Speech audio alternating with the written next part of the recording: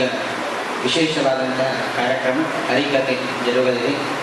ಕುಮಾರಿ ಅನಘಾ ಪ್ರಸಾದ್ ಮತ್ತು ಸಂಗಡಿಗರಿಂದ ಕುಮಾರಿ ಅನಘಾ ಪ್ರಸಾದ್ ಹಾಗೂ ಅವರಿಗೆ ತಬಲಾ ಸಾಥ್ ನೀಡಿರ್ತಕ್ಕಂತಹ ಕುಮಾರ್ ಶ್ರೀಧರ್ ಪ್ರಭು ಮತ್ತು ಹಾರ್ಮೋನಿಯಂ ಸಾಥ್ ನೀಡಿರುವಂತಹ ಕುಮಾರಿ ಹಂಸಿಕಾ ನಾಯಕ್ ಅವರು ದಯವಿಟ್ಟು ವೇದಿಕೆಗೆ ಬರಬೇಕಂತ ಅವರಲ್ಲಿ ಕೇಳಿಕೊಳ್ತಾ ಇದ್ದೇವೆ.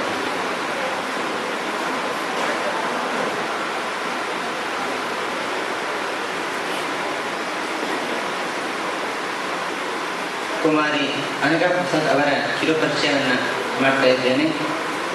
12 ವಯಸ್ಸಿನ ಈ ಹರಿಕತೆಯ ಹುಡುಗಿ ತುಮಕೂರಿನ ಬಿಷಪ್ ಸಾರ್ಜೆಂಟ್ ಶಾಲೆಯ 7ನೇ ತರಗತಿಯಲ್ಲಿ ವ್ಯಾಸಂಗ ಮಾಡುತ್ತಿದ್ದಾಳೆ. 3ನೇ ವಯಸ್ಸಿನಲ್ಲೇ ದೇವರ ನಾಮ ಭಕ್ತಿಗೀತೆಗಳಲ್ಲಿ ಗಮನ ಹರಿಸಿ ಹಾಡುತ್ತಿದ್ದರು. 5ನೇ ವಯಸ್ಸಿನಲ್ಲಿ ಪುರಂದರದಾಸರ ತಾರಮ್ಮಯ್ಯ ರಘುಕುಲ ರಾಮಚಂದ್ರವನ ಈ ಗೀತೆಗೆ ಹೆಜ್ಜೆ ಹಾಕಿ ನರ್ತಿಸಿ ಸಭಿಕರೆಲ್ಲರ ಪ್ರಶಂಸೆಗೆ ಪಾತ್ರರಾದರು. ಶಾಲಾ ಕಾಲೇಜು ಹಾಗೂ ಸಂಘ ಸಂಸ್ಥೆಗಳ ಆಶ್ರಯದಲ್ಲಿ ನಡೆಯುವ ಭಾವಗೀತೆ, ಭಕ್ತಿಗೀತೆ, ಜನಪದ ಗೀತೆ ಸ್ಪರ್ಧೆಗಳಲ್ಲಿ ಭಾಗವಹಿಸಿ ಇದುವರೆಗೆ 55ಕ್ಕೂ ಹೆಚ್ಚು ಬಹುಮಾನಗಳನ್ನು ಪಡೆದಿದ್ದಾಳೆ. 1.5 ವರ್ಷಗಳಿಂದ ಕಥಾಕೀರ್ತನ ಪ್ರಾಕಾರಕ್ಕೆ ಕಾಲಿಟ್ಟು ಪ್ರಾರಂಭದಲ್ಲಿ ತುಮಕೂರಿನ ಕೀರ್ತನಕಾರರಾದ ಶ್ರೀ ನರಸಿಂಹದಾಸರವರಲ್ಲಿ ಶ್ರೀ ಭಕ್ತ ಸುಧಾಮ ಹರಿಕತೆಯನ್ನು ಅಭ್ಯಾಸ ಮಾಡಿದಳು. ನಂತರ ಹರಿಕಥಾ ವಿದ್ವಾನ್ ಶ್ರೀ ಎನ್ ಕೆ ಮೋಹನ್ ಕುಮಾರ್ ಅವರಿಂದ ಶ್ರೀ ಶ್ರೀನಿವಾಸ ಕಲ್ಯಾಣ ಹಾಗೂ ಭೂಕೈಲಾಸ ಹರಿಕಥೆಗಳನ್ನು ಕಲಿತುಕೊಂಡು ಇದುವರೆಗೆ ನಮ್ಮ ರಾಜ್ಯದ 11 ಜಿಲ್ಲೆಗಳಲ್ಲಿ ಕಥಾಕೀರ್ತನ ನಡೆಸಿಕೊಟ್ಟಿದ್ದಾರೆ. ಇದುವರೆಗೆ ಸುಮಾರು 47 ಬಾರಿ ಹರಿಕಥಾ ಕಾರ್ಯಕ್ರಮಗಳನ್ನು ನೀಡಿದ್ದಾರೆ. ಈ ಬಾಲ ಪ್ರತಿಭೆಯ ವಿಶೇಷತೆಯನ್ನು ಗುರುತಿಸಿ ಹಲವಾರು ಸಂಘ ಸಂಸ್ಥೆಗಳು ಪ್ರಶಸ್ತಿ ಪ್ರದಾನ ಮಾಡಿ ಸನ್ಮಾನಿಸಿ ಗೌರವಿಸಿವೆ. ಕರ್ನಾಟಕ ರಕ್ಷಣಾ ವೇದಿಕೆಯ ತುಮಕೂರು ಮಹಿಳಾ ಘಟಕದಿಂದ ಬಾಲ ಹರಿಕಥಾ ಪ್ರವೇಶ, ಬೆಂಗಳೂರಿನ ಸಹಸ್ರಕೋಟಿ ಶ್ರೀರಾಮನಾಮ ಜಪಯಜ್ಞ ಕೇಂದ್ರದಿಂದ ಶ್ರೀ ರಾಮ ಸೇವಾರತ್ನ, ಭಾರತ ಸರ್ಕಾರದ ಯೋಜನೆಯಲ್ಲಿ ಅಸಾಧಾರಣ ಪ್ರತಿಭಾ ಪ್ರಶಸ್ತಿ ಮತ್ತು 10,001 ರೂಪಾಯಿ ನಗದು ಬಹುಮಾನ, ಬೆಂಗಳೂರಿನ ಕರ್ನಾಟಕ ಸಾಂಸ್ಕೃತಿಕ ಅಕಾಡೆಮಿಯಿಂದ 2013ರ ಕರ್ನಾಟಕ ರಾಜ್ಯೋತ್ಸವ ಕರ್ನಾಟಕ ಭೂಷಣ ಪ್ರಶಸ್ತಿ, Tumakuru Rotary inner wheel club ವತಿಯಿಂದ ಬಹುಮುಖ ಪ್ರತಿಭೆ, ಮಂಡ್ಯದ ಶ್ರೀ ವೆಂಕಟೇಶ್ವರ ಧ್ಯಾನ ಕೇಂದ್ರ ಹಾಗೂ ಸಾಂಸ್ಕೃತಿಕ ಸಂಘಟನೆಯಿಂದ ಕೀರ್ತನ ಕಿಶೋರಿ ಪ್ರಶಸ್ತಿಗಳು ಲಭಿಸಿವೆ. ಇವುಗಳೆಲ್ಲ ಜೊತೆಗೆ ಈಕೆ ಓದಿನಲ್ಲಿಯೂ ಕೂಡ ಮುಂದಿದ್ದಾಳೆ. ಪ್ರಸ್ತುತ 6ನೇ ತರಗತಿಯಲ್ಲಿ 92% ಅಂಕಗಳನ್ನು ಗಳಿಸಿ ಮುಂಚೂಣಿಯಲ್ಲಿದ್ದಾಳೆ. ಕುಮಾರಿ ಅನಘಾ ಪ್ರಸಾದ್ ಅವರು ಇಲ್ಲಿಗೆ ಆಗಮಿಸಿದ್ದಾರೆ. ಅವರಿಗೆ ಆಶ್ರಮ ಪರವಾಗಿ ಸ್ವಾಗತ ಕೊಡ್ತಾ ಇದ್ದೇನೆ. ತಬಲಾ ಸಾಥ್ ನೀಡಿರುವವರು ಕುಮಾರ್ ಶ್ರೀಧರ್ ಪ್ರಭು. ಇವರು ಗುರುವಾದ ಕೆನರಾ ಹೈಸ್ಕೂಲ್ನಲ್ಲಿ 9ನೇ ತರಗತಿಯಲ್ಲಿ ಅಭ್ಯಸಿಸುತ್ತಿದ್ದಾರೆ. ತಬಲಾ ಜೂನಿಯರ್ ಪರೀಕ್ಷೆಯಲ್ಲಿ ಉತ್ತೀರ್ಣರಾಗಿದ್ದಾರೆ. ಉತ್ಸಾಹದಲ್ಲಿ ಪ್ರತಿಕಾಂಡ ಬಳಿ ಸಿತಾರ್ ಅಭ್ಯಸಿಸುತ್ತಿದ್ದಾರೆ. ಕುಮಾರ್ ಶ್ರೀಧರ್ ಪ್ರಭು ಕೂಡ ಆಶ್ರಮ ಪರವಾಗಿ ಸ್ವಾಗತ. ಹಾರ್ಮೋನಿಯಂ ಸಾಥ್ನಲ್ಲಿ ಕುಮಾರಿ ಹಂಸಿಕಾ ನಾಯಕ್ ಇದ್ದಾರೆ. ಇವರು ಫಸ್ಟ್ BCom ಅಭ್ಯಸಿಸುತ್ತಿದ್ದಾರೆ. ಮೀರಾ ನಾಯಕರ ಬಳಿ ಹಾರ್ಮೋನಿಯಂ ಕಲಿತಿದ್ದಾರೆ. ವಸಂತಿ ಆರ್ ನಾಯಕರ ಬಳಿ ಹಿಂದೂಸ್ತಾನಿ ಕ್ಲಾಸಿಕಲ್ ಅನ್ನು ಅಭ್ಯಸಿಸುತ್ತಿದ್ದಾರೆ. ಇವರಿಗೂ ಕೂಡ ಆಶ್ರಮದ ಪರವಾಗಿ ಸ್ವಾಗತ. ಆಶ್ರಮದ ಸದಸ್ಯೆಯಾದ ಶ್ರೀಮತಿ ರೋಹಿಣಿ ಪೈ ಅವರು ವೇದಿಕೆಗೆ ಆಗಮಿಸಿ ಈ ಮೂವರಿಗೂ ಕೂಡ ಪುಷ್ಪಗುಚ್ಛವನ್ನು ನೀಡಿ ಕಾರ್ಯಕ್ರಮಕ್ಕೆ ಸ್ವಾಗತಿಸಬೇಕೆಂದು ಅವರಲ್ಲಿ ವಿನಂತಿ ಮಾಡಿಕೊಳ್ತಾ ಇದ್ದೇನೆ.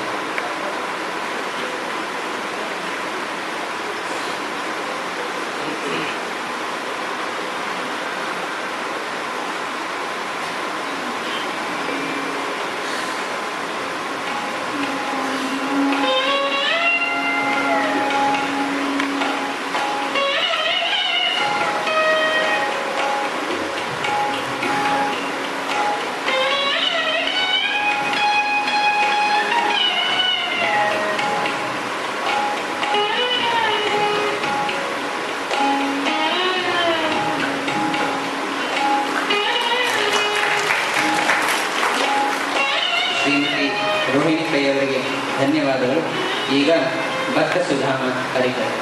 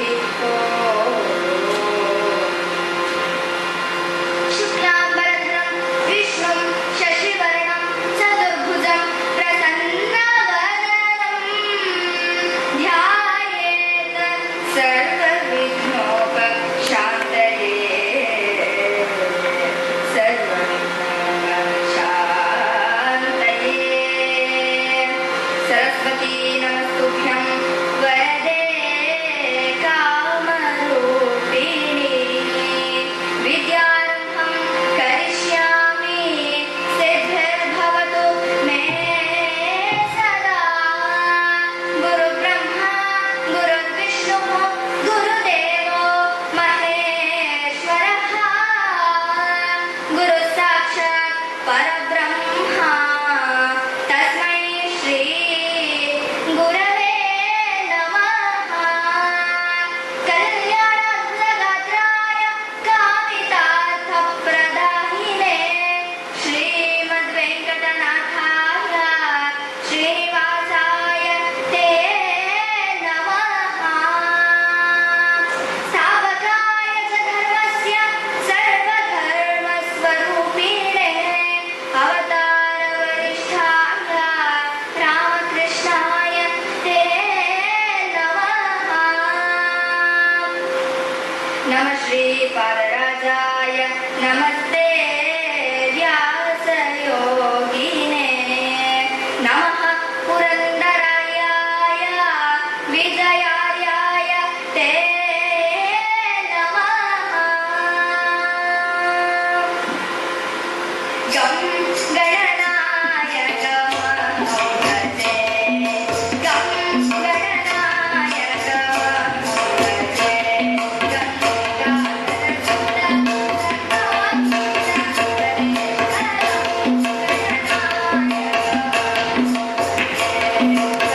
गङ्गाधरसुत सर्वाधीश प्रदेशदं गणनायकमहं भजे आदिवन्द्यने हेरम्बा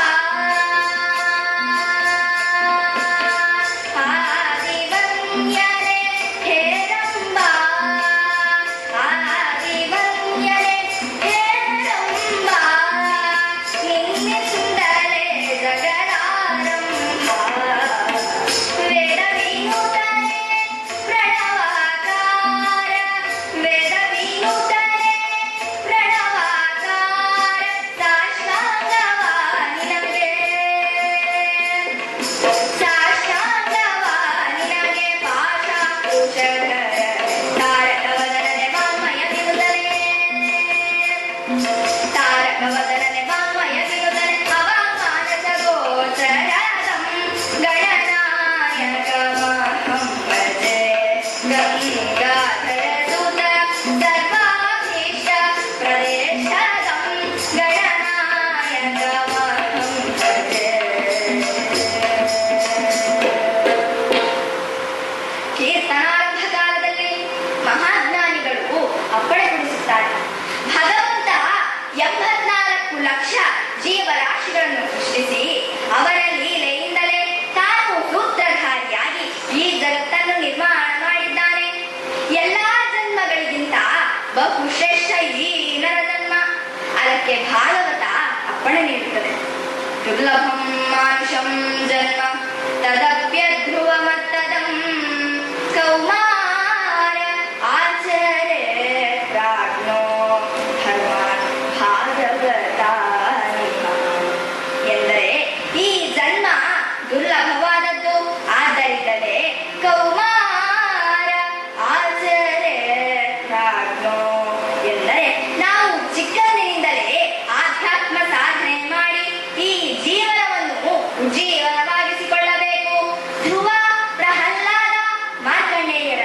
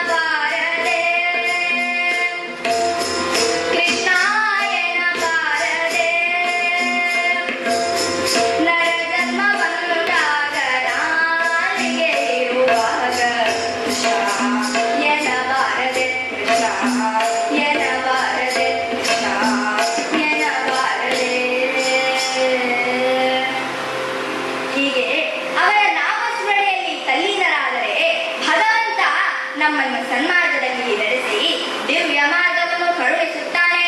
ಬ್ರಹ್ಮಚರ್ಯ, ಗೃಹಸ್ಥ, ಸನ್ಯಾಸ, ವಾನಪ್ರಸ್ಥ ಈ ಚತುರಾಶ್ರಮಗಳಲ್ಲಿ ಗೃಹಸ್ಥಾಶ್ರಮ ಶ್ರೇಷ್ಠವೇ ಸರಿ. ಆದ್ದರಿಂದಲೇ ಶ್ರೀರಾಮಚಂದ್ರ ಸೀತಾದೇವಿಯನ್ನು ವಿವಾಹವಾಗಿ ಸೀತಾ ಕಲ್ಯಾಣವನ್ನು ಹಾಗೂ ಪರಮೇಶ್ವರ ಪಾರ್ವತಿ ದೇವಿಯನ್ನು ವರಿಸಿ ಗಿರಿಜಾ ಕಲ್ಯಾಣವನ್ನು, ಹಾಗೆ ಈ ಕಲಿಯುಗದಲ್ಲಿ ಶ್ರೀ ಶ್ರೀನಿವಾಸ ಸ್ವಾಮಿಯವರು ಪದ್ಮಾವತಿ ದೇವಿಯನ್ನು ವಿವಾಹವಾಗಿ ಶ್ರೀನಿವಾಸ ಕಲ್ಯಾಣವನ್ನು ಈ ಜಗತ್ತಿಗೆ ಆದರ್ಶವಾಗಿ ನೀಡಿದ್ದಾರೆ. ಗೃಹಸ್ಥಾಶ್ರಮ ಎಂದರೆ ಅದು ಒಂದು ಆಶ್ರಮವೇ. ಆ ಗೃಹಸ್ಥಾಶ್ರಮಕ್ಕೆ ಒಂದು ರೀತಿ ನೀತಿ ಕಟ್ಟುಪಾಡು ಇದೆ. ಆ ರೀತಿ ನಡೆದಾಗ ಗೃಹಸ್ಥಾಶ್ರಮಕ್ಕೆ ಒಂದು ಅರ್ಥ ಬರುತ್ತದೆ. ಆದ್ದರಿಂದಲೇ ಹೀಗೆ ಅಪ್ಪಣೆ ಕೊಡಿಸುತ್ತಾರೆ. ಸಾನಂದಂ ಸದನಂ ಸುತಾಶ ಸುಧಿಯಃ ಕಾಂತ ಮನೋಹಾರಿಣಿ ಸನ್ಮಿತ್ರಂ ಸುಧನಂ ಸ್ವಯೋಷಿತರತಿಃ ಸೇವಾರತಾಃ ಸೇವಕಾಃ ಆತಿಥ್ಯಂ ಸುರಪೂಜನಂ ಪ್ರತಿದಿನಂ ಇಷ್ಟಾನ್ನಪಾನಂ ಗೃಹೇ ಸಾಧೋಃ ಸಂಘ ಉಪಸನಾ ಚ ಸತತಂ ಧನ್ಯೋ ಗೃಹಸ್ಥಾಶ್ರಮಃ.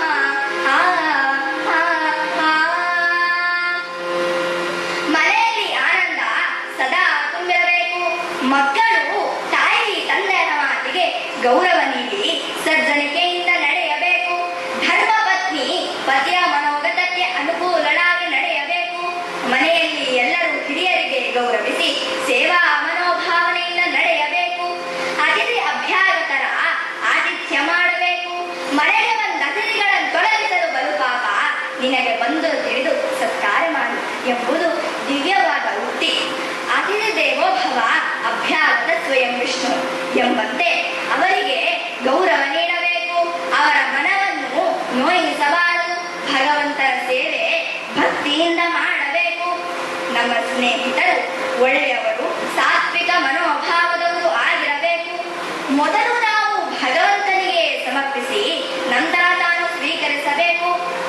ಒಂದೂರಲ್ಲಿ 3 ಜನ ಹೆಣ್ಮಕ್ಳಿರ್ತಾರೆ. ದೇವಸ್ಥಾನದಲ್ಲಿ ಹೂಗಳು ಬಿಟ್ಟಿರುತ್ತೆ. 3 ಜನ ಹೂನ ಹಾಕಿಕೊಂಡು ಒಂದ್ ಜಾಗದಲ್ಲಿ ಆ ಹೂನ ಕಟ್ಟ ಕುಳಿತಿರ್ತಾರೆ. ಮೊದಲು ಆ ಹೂನ ಕಟ್ಟಿ ಒಂದೊಂದು ರೂಪಾಯಿ ಒಂದೊಂದು ಮೊಳ ಮಾರಿಬಿಡ್ತಾಳೆ.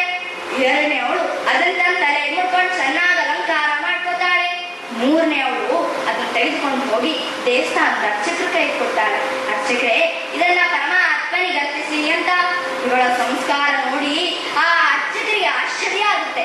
ಹಾಗೆ ಇವಳ ಮಾತಿನಂತೆಯೇ ಈ ಅರ್ಚಕರು ಅದನ್ನ ಪರಮಾತ್ಮನಿಗೆ ಅರ್ಪಿಸಿ ಮತ್ತೆ ಅದನ್ನ ಈ ಹುಡುಗಿ ಪ್ರಸಾದವಾಗಿ ಸ್ವೀಕಾರ ಮಾಡ್ತಾಳೆ. ಇವರು 3 ಜನರಲ್ಲಿ ಯಾರು ಶ್ರೇಷ್ಠ ಹೇಳಿ? ಯಾರು ಶ್ರೇಷ್ಠ ಅಂತ? 3ನೇ ಅವಳೇ ಶ್ರೇಷ್ಠ. ಅಂತಹ ಸಾತ್ವಿಕವಾದ ಭೋಜನ, ಸಾಧು ಸತ್ಪುರುಷರ ಸೇವೆ, ಸಚ್ಚಿಂತನೆಯಲ್ಲಿ ಭಗವದಾನಂದದಲ್ಲಿ ನಿರತರಾಗಿ ಅವನ ಕೃಪೆಗೆ ಪಾತ್ರರಾಗಬೇಕು. ಆಗ ಮಾತ್ರ ಗೃಹಸ್ಥಾಶ್ರಮ ಸಾರ್ಥಕ್ಯವಾಗುತ್ತದೆ.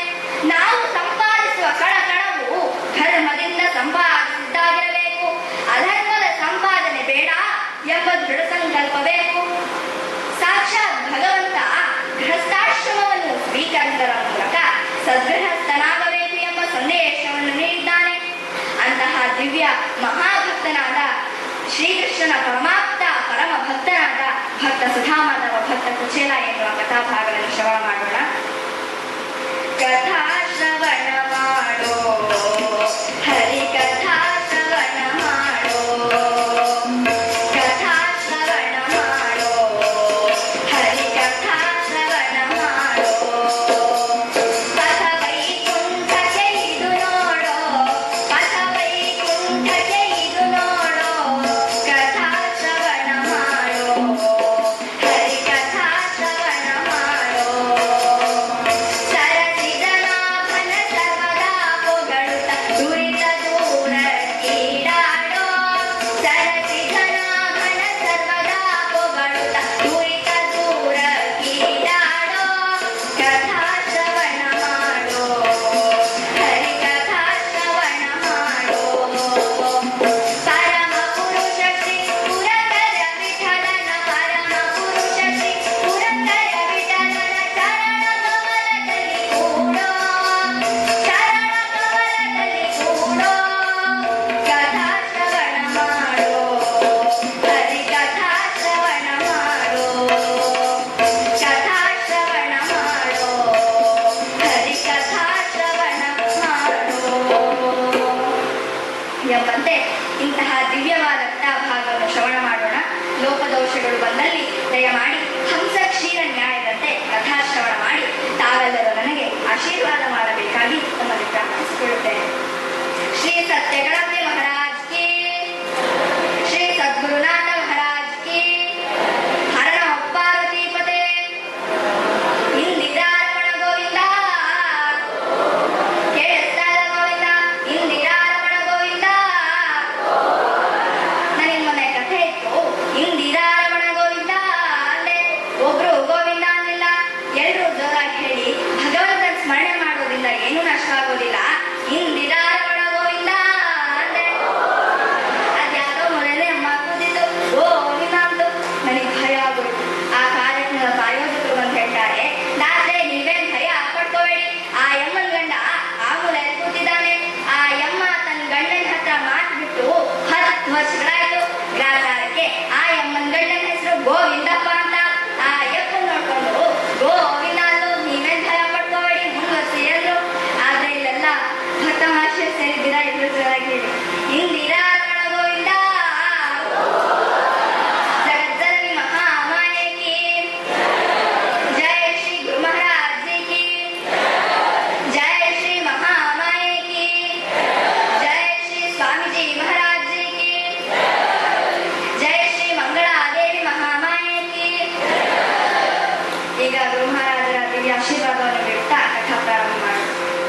ಭೋಗ ವಿರಕ್ತಿಗೆ ತವರೂರೆಂಬ ದ್ವಾರಕಾ ಎಂಬ ನಗರದೊಳು, ಭೋಗ ವಿರಕ್ತಿಗೆ ತವರೂರೆಂಬ ದ್ವಾರಕಾ ಎಂಬ ನಗರದೊಳು, ಸಾಗರ ನಳಿಯನು ಶೋಭಿಸುತ್ತಿರುತ್ತನು, ಸಾಗರ ನಳಿಯನು ಶೋಭಿಸುತ್ತಿರುತ್ತನು. ಯೋಗ ಮಾಯೆಯ ವಕೀಲದಲ್ಲಿ, ಯೋಗ ಮಾಯೆಯ ವಕೀಲದಲ್ಲಿ, ನಾರಾಯಣ ಹರಿ ನಾರಾಯಣ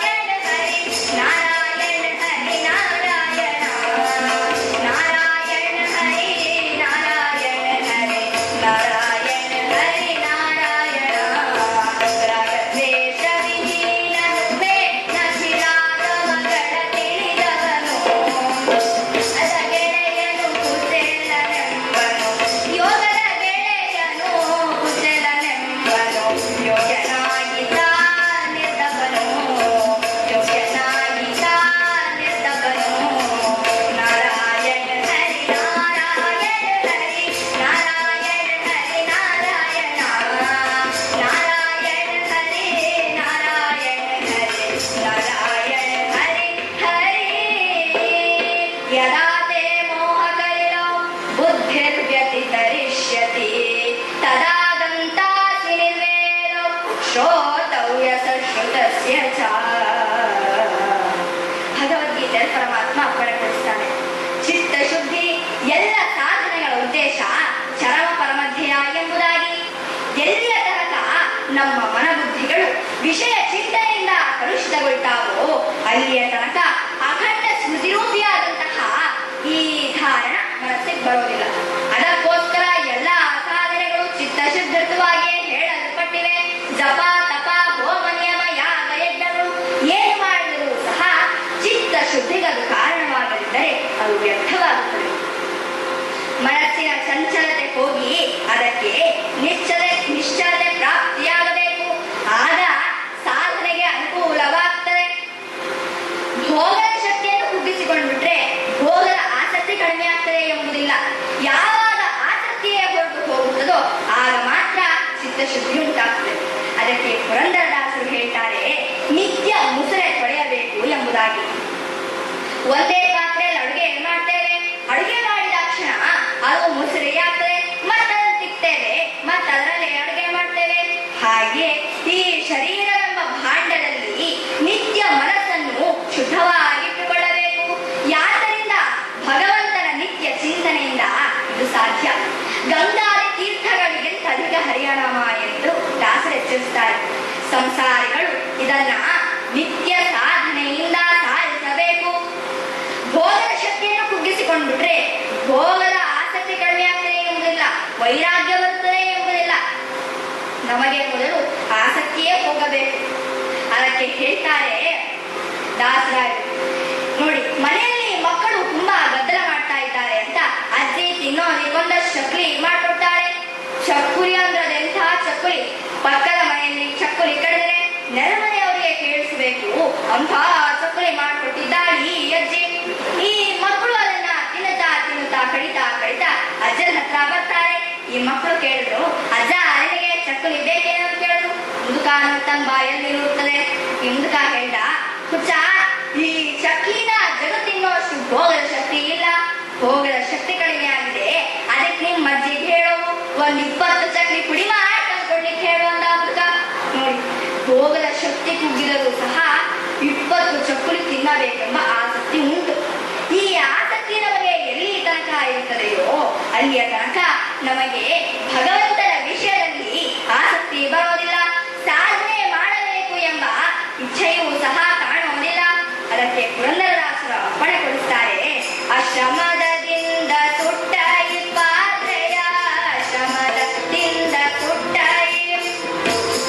ಅಶ್ರಮದಿಂದ ಸುಟ್ಟ ಈ ಪಾತ್ರೆಯ, ಅಶ್ರಮದಿಂದ ಸುಟ್ಟ ರೂಪ ಮದ ಕುಲ ಮದ ಧನ ಮದಾದಿಗಳಷ್ಟ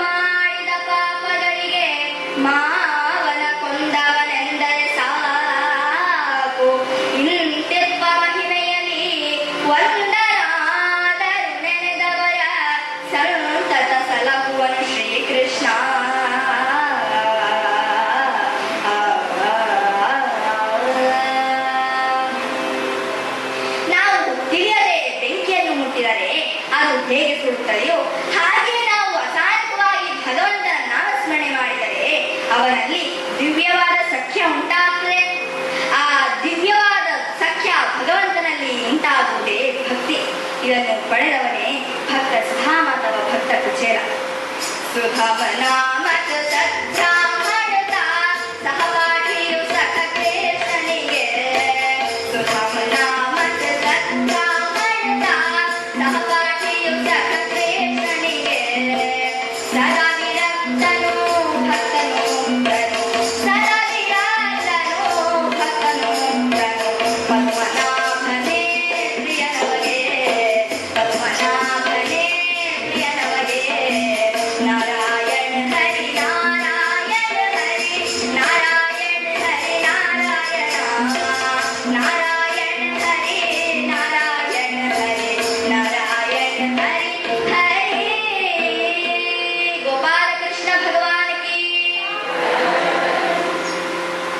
ಮಧುರೆಯಲ್ಲಿ ಹುಟ್ಟಿ ಆ ದುಷ್ಟ ಕಂಸನನ್ನು ಕುಟ್ಟಿ ಕೆಳಗಿದ ಭಗವಾನ್ ಶ್ರೀ ಕೃಷ್ಣನಿಗೆ ಉಪನಯನವಾಗ್ತದೆ. ಆ ಉಪನಯನದ ಸಂಸ್ಕಾರಕ್ಕಾಗಿ ಸಾಂದೀಪಿನಿ ಮಹಾಮುನಿಗಳ ಆಶ್ರಮ ಸೇರಿದ್ದಾನೆ.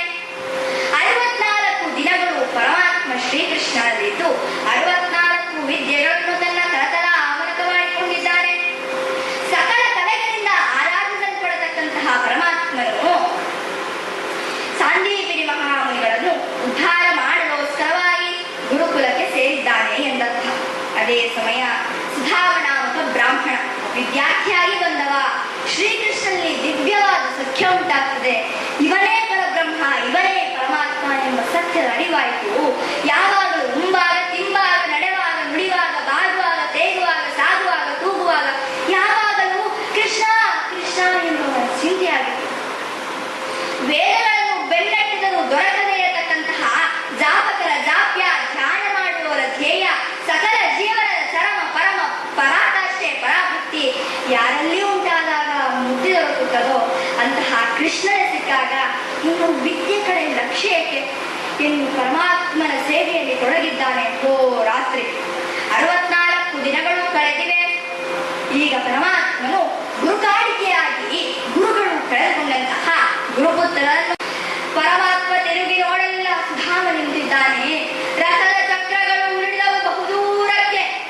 ತಿರುಗಿ ನೋಡಲಿಲ್ಲ ಶ್ರೀಕೃಷ್ಣ. ಸುಧಾಮ ನಿಂತಿದ್ದ. ಆಗ ಸುಧಾಮನು ಆ ಮೇಲೆದ್ದ ಧೂಳನ್ನು ತನ್ನ ಶಿರದ ಮೇಲಿರಿಸಿಕೊಂಡು, ಪರಮಾತ್ಮ ನಾನು ಅರ್ಹನಾಗಲಿಲ್ಲವೇ, ನೀನು ಕರಿತೀಯ ಅನ್ಕೊಂಡಿದ್ದೆ, ಯಾಕೆ ಪರಮಾತ್ಮ ನನ್ನನ್ನು ನೀರಿನಿಂದ ಹೊರಗೆಳೆದ ಮೀನಿನಂತೆ ಆಗಿಸಿಬಿಟ್ಟೆ ಅಲ್ಲ ಎಂದು ಪ್ರಾರ್ಥಿಸುತ್ತಾ ತನ್ನ ಊರಿಗೆ ಮರಳಿದ ಈ ಸುಧಾಮ ಗೃಹಸ್ಥಾಶ್ರಮಿಯಾಗಿದ್ದಾನೆ. ಮದುವೆಯಾಗಿದೆ ನೋಡಿ. ಈ ಕಾಲದಲ್ಲಿ 106 ಮದುವೆ ಮಾಡ್ತಾರೆ. ಯಾರೋ ಪುರೋಹಿತರು ಬೆಂಗಳೂರಿಗೆ ಬರ್ತಾರೆ ಸತ್ಯನಾರಾಯಣ ಸ್ವಾಮಿ ವ್ರತ ಮಾಡ್ಸಕ್ಕೆ. ವ್ರತ ಎಲ್ಲ ಚೆನ್ನಾಗಿ ನಡೀತು. ಆ ಮನೆ ಯಜಮಾನಿ, ಪುರೋಹಿತರೆ ನನ್ನ ಮಗಳಿಗಿನ್ನೂ ಮದುವೆನೇ ಆಗಿಲ್ಲ, ಯಾವ್ದಾದ್ರು ಒಂದು ಗಂಡಿ ಹೇಳ್ತೀರಾ ಅಂದ್ರು. ಸರಿನಮ್ಮ ಹೇಳ್ತೀನಿ ಅಲ್ಲಿ ಹುಡುಗಿನ ಕರ್ಕೊಂಡು ಬನ್ನಿ ಅಂದ್ರು. ಹುಡುಗಿನ ಕರ್ಕೊಂಡು ಬಂದು ನೋಡ್ತಾರೆ. ಆ ಹುಡುಗಿಗೆ ಕಾಲೇ ಇಲ್ಲ, ಕೈಯೇ ಇಲ್ಲ ಹುಡುಗಿಗೆ. ಸರಿನಮ್ಮ ಹೇಳ್ತೀನಿ ಅಂತ ಮತ್ತೆ ಮಂಗಳೂರಿಗೆ ಬರ್ತಾರೆ ಅನಂತ ಪದ್ಮನಾಭ ವ್ರತ ಮಾಡ್ಸಕ್ಕೆ. ವ್ರತ ಎಲ್ಲ ಚೆನ್ನಾಗಿ ನಡೀತು. ಆ ಮನೆ ಯಜಮಾನ, ಪುರೋಹಿತ್ರೆ ನನ್ನ ಮಗನಿಗಿನ್ನೂ ಮದ್ವೆನೇ ಆಗಿಲ್ಲ, ಯಾವ್ದಾದ್ರು ಒಂದು ಹೆಣ್ಣಿದ್ ಹೇಳ್ಬಿಡ್ತೀರಾ ಅಂತ ಕೇಳಿದ್ರು. ಸರಿ ಹೇಳ್ತೀನಿ ಅಲ್ಲಿ ಹುಡುಗನ್ ಕರ್ಕೊಂಡು ಬನ್ನಿ ಹೇಳ್ತಾರೆ. ಹುಡುಗನ್ ಕರ್ಕೊಂಡು ಬಂದು ನೋಡ್ತಾರೆ. ಆ ಹುಡುಗನಿಗೆ ಕಾಲೇ ಇಲ್ಲ. ಈ ಪುರೋಹಿತರು ಯೋಚನೆ ಮಾಡಿದ್ರು, ಹೇಗೂ ಆ ಹುಡುಗಿ ಕೈ ಇಲ್ಲ, ಈ ಹುಡುಗನ್ ಕಾಲಿಲ್ಲ, ಹೇಗ ಅದು ಮಾಡಿ ಇವರಿಬ್ಬರನ್ನ ಗಂಟು ಹಾಕ್ಬೇಕು ಅಂತ ಮತ್ ಬೆಂಗಳೂರಿಗೆ ಬರ್ತಾರೆ. ಹುಡುಗ ತುಂಬಾ ಚೆನ್ನಾಗಿದ್ದಾನೆ, ಜಾತಕ ಎಲ್ಲವೂ ಸಹ ಅನುಕೂಲವೇ. ಆದ್ರೆ ಮದುವೆ ದಿನಾನೇ ಭೇಟಿ ಅಂದ್ರು. ಅಷ್ಟು ನಂಬಿಕೆ ಇತ್ತು ಅವರಿಗೆ ಈ ಪುರೋಹಿತರ ಮೇಲೆ. ಸರಿ ಅಂತ ಅವ್ರು ಹೋಗ್ಕೊಂಡ್ರು. ಮತ್ ಮಂಗಳೂರಿಗೆ ಬರ್ತಾರೆ. ಹುಡುಗಿ ತುಂಬಾ ಚೆನ್ನಾಗಿದ್ದಾಳೆ, ಮಹಾಲಕ್ಷ್ಮಿ ಅಂತ ಇದ್ದಾಳೆ. ಆದ್ರೆ ಮದುವೆ ದಿನಾನೇ ಭೇಟಿ, ಜಾತಕ ಎಲ್ಲವೂ ಅನುಕೂಲವಾಗಿದೆ ಅಂತಾರೆ. ಅವ್ರಿಗೂ ಅಷ್ಟೇ ಅಷ್ಟೊಂದು ನಂಬಿಕೆ ಇತ್ತು. ಅವರು ಗುರುಗಳೇ ಅಂತ ತಕ್ಕೊಂಡ್ರು. ಮದ್ವೆ ದಿನ ಬಂತು. ಈ ಪುರೋಹಿತರು ಆ ಹುಡುಗನ ಕಿವಿ ಹೇಳಿರ್ತಾರೆ, ಏನಪ್ಪಾ ನೀನೊಂದು ಚೂರು ಹೀಗಲ್ಲ ಆಡಿದ್ರು ನಿನಗೆ ಕಾಲಿಲ್ಲ ಅಂತ ಗೊತ್ತಾಗುತ್ತೆ, ಹೀಗೆ ನಿಂತಿರ್ಬೇಕು ಅಂತ. ಅವ್ನು ಹಾಗೆ ನಿಂತಿದ್ದ. ಈ ಹುಡುಗಿ ಕಿವಿಲು ಹೇಳ್ಕೊಡ್ತಾರೆ, ಏನಮ್ಮ ನೀನೊಂದು ಚೂರು ಸರಿನ ಈ ಕಡೆ ಬಿಟ್ಬಿಟ್ರು ನಿನಗೆ ಕೈ ಇಲ್ಲ ಅಂತ ಗೊತ್ತಾಗುತ್ತೆ, ಹೀಗೆ ಹಿಡ್ಕೊಂಡಿರ್ಬೇಕು ಪಾಪ ಅವಳು ಹಾಗೆ ಇಟ್ಕೊಂಡಿದ್ರು. ಈ ಪುರೋಹಿತರು ಹುಡುಗನ ಕೈ ತಾಳಿ ಕೊಟ್ಟ, ಹುಡುಗ ತಾಳಿ ಕಟ್ಟೆ ಬಿಟ್ಟ. ಈಗ ಯಾಕೋ ಈ ಹುಡುಗಿ ಮನೆಯವ್ರಿಗೆ ಒಂಚೂರು ಅನುಮಾನ ಬಂತು. ಅಳಿಯಂದ್ರೆ ಬನ್ನಿ ಅಂತ ಕೂಗುರು. ಅವ್ನು ಹಾಗೆ ನಿಂತಿದ್ದ. ಸಿಟ್ಟು ಬಂದು ಏನಯ್ಯ ಬಾರಯ್ಯ ಇಲ್ಲಿ ಅಂತ ಕೂಗುದ್ರು. ಆದ್ರೂ ಅವ್ನು ಹಾಗೆ ನಿಂತಿದ್ದ. ಈ ಪುರೋಹಿತರು ಹೋಗಿ ಅವ್ನ ಕಿವಿಲ್ ಹೇಳ್ಕೊಡ್ತಾರೆ, ಏನಪ್ಪ ನೀನೊಂಚೂರು ಹೀಗೆ ತಲೆ ಸುತ್ತ ಬಂದಾಗ ನಾಟಕ ಮಾಡು, ನಾವ್ ನಿನ್ ಕಡೆ ಒಂದಷ್ಟು ಜನ ಸೇರಿ ದಿನ ತಗೊಂಡು ಹೋಗು ರೂಮಿಗೆ ಹಾಕ್ತೀವಿ ಅಂತ. ಹಾಗೆ ಅವ್ನ ತಲೆ ಸುತ್ತ ಬಂದಾಗೆ ನಾಟಕ ಮಾಡ್ದ. ಅವನ ಕಡೆ ಒಂದಷ್ಟು ಜನ ಸೇರಿ ಅದನ್ನ ತಗೊಂಡು ರೂಮಿಗೆ ಹಾಕೋದು. ಈ ಹುಡುಗಿಗೆ ಭಯ ಹಾಕೊಂಡು, ಏನಪ್ಪ ನಮ್ಮ ಮನೆಯವನಿಗೊಂದು ತಾಳಿ ಕಟ್ಟಿ 2 ನಿಮಿಷಕ್ಕೆ ಈಗ ಆಗೋಯ್ತಲ್ಲ ಅಂತ ಈ ಕೈಯಲ್ಲಿ ಹಾಲಿನ ಲೋಟ ಇಟ್ಕೊಂಡು ಹೋಗಿ ರೂಮಿನ ಟೇಬಲ್ ಮೇಲೆ ಇಟ್ಟಾಳೆ. ಅವನು ಯೋಚನೆ ಮಾಡ್ದ, ಈಗ ಹೇಗೂ ಮದ್ವೆ ಆಗಿದೆ, ನನಗೆ ಕಾಲಿಲ್ಲ ಅಂತ ಗೊತ್ತಾದ್ರೆ ಏನ್ ತಪ್ಪು ಅಂತ ಗೆದ್ದೆ ಗೆದ್ದೆ ನಾನು ಗೆದ್ದೆ ಗೆದ್ದೆ ಗೆದ್ದೆ ಗೆದ್ದೆ ನಾನು ಗೆದ್ದೆ ಗೆದ್ದೆ ಅಂತಾನೆ. ಮೂಡ ಆಶ್ಚರ್ಯ ನೋಡ್ತಾಳೆ, ಏನೇ ಕಾಲಿಲ್ವಾ ಅಂದ್ರು. ಇಲ್ಲ ಅಂದ. ಸಿಟ್ಟು ಬಂದು ನೀವೊಬ್ರೆಲ್ಲ ಗೆದ್ದಿದ್ದು, ಗೆದ್ದೆ ಗೆದ್ದೆ ನಾನು ಗೆದ್ದೆ ಗೆದ್ದೆ ಗೆದ್ದೆ ಗೆದ್ದೆ ನಾನು ಗೆದ್ದೆ ಗೆದ್ದೆ ಅಂತಾಳೆ. ಏನೇ ಕೈ ಇಲ್ವಾ ಅಂದ. ಇಲ್ಲ ಅಂದು. ಈ ಪುರೋಹಿತರು ಮಧ್ಯದಲ್ಲಿ ಬಂದು ನಿಮ್ಮಿಬ್ರು ಗಂಟ ನಾನು ಗೆದ್ದೆ ಅಹ ನಾನು ಗೆದ್ದೆ ನಾನು ಗೆದ್ದೆ ಅಹ ನಾನು ಗೆದ್ದೆ ಅಂತಾರೆ. ಆದ್ರೆ ಈ ಕಥಾಭಾಗದಲ್ಲಿ ಈ ಸುಧಾವು ಭ್ರಷ್ಟಾಶ್ರಮಿ ಆಗಿದ್ದಾನೆ. ಆದರೆ ಕಿತ್ತು ತಿನ್ನುವ ಬಡತನ ಕಾಡ್ತಾ ಇದೆ ಸುಧಾಮನಿಗೆ. ಮನೆಯಲ್ಲಿ ಸಂಗ್ರಹವಿಲ್ಲ, ಮನೆ ತುಂಬಾ ಮಕ್ಕಳು. ಏನು ಮಾಡುವುದು? ಹೊಲ ಗದ್ದೆಗಳಲ್ಲಿ ರೈತರು ಫಸಲನ್ನು ಕುಯ್ದುಕೊಂಡು ಹೋದ ಮೇಲೆ ಪಕ್ಷಿಗಳು ತಿಂದುಳಿದಿದ್ದೇನಾದರೂ ದೊರೆತರೆ ಅದನ್ನ ಮನೆಗೆ ತೆಗೆದುಕೊಂಡು ಬರ್ತಾ ಇದ್ದ. ಅದು ಸಿಕ್ಕಲಿದ್ದರೆ ಒರಳುಕಲ್ಲ ಮೇಲೆ ಧಾನ್ಯವನ್ನು ಕೊಟ್ಟಿದಾಗ ಅದರಲ್ಲಿ ಚೂರು ಧಾನ್ಯವನ್ನು ಬಿಡುವ ಪದ್ಧತಿ ಇತ್ತು ಹಿಂದೆ. ಅದೇ ಏನಾದರೂ ದೊರೆತರೆ ಅದನ್ನು ಸಹ ಮನೆಗೆ ತೆಗೆದುಕೊಂಡು ಬರ್ತಾ ಇದ್ದ. ಹೀಗೆ ಅವನ ಜೀವನ ನಿರ್ವಾಹ.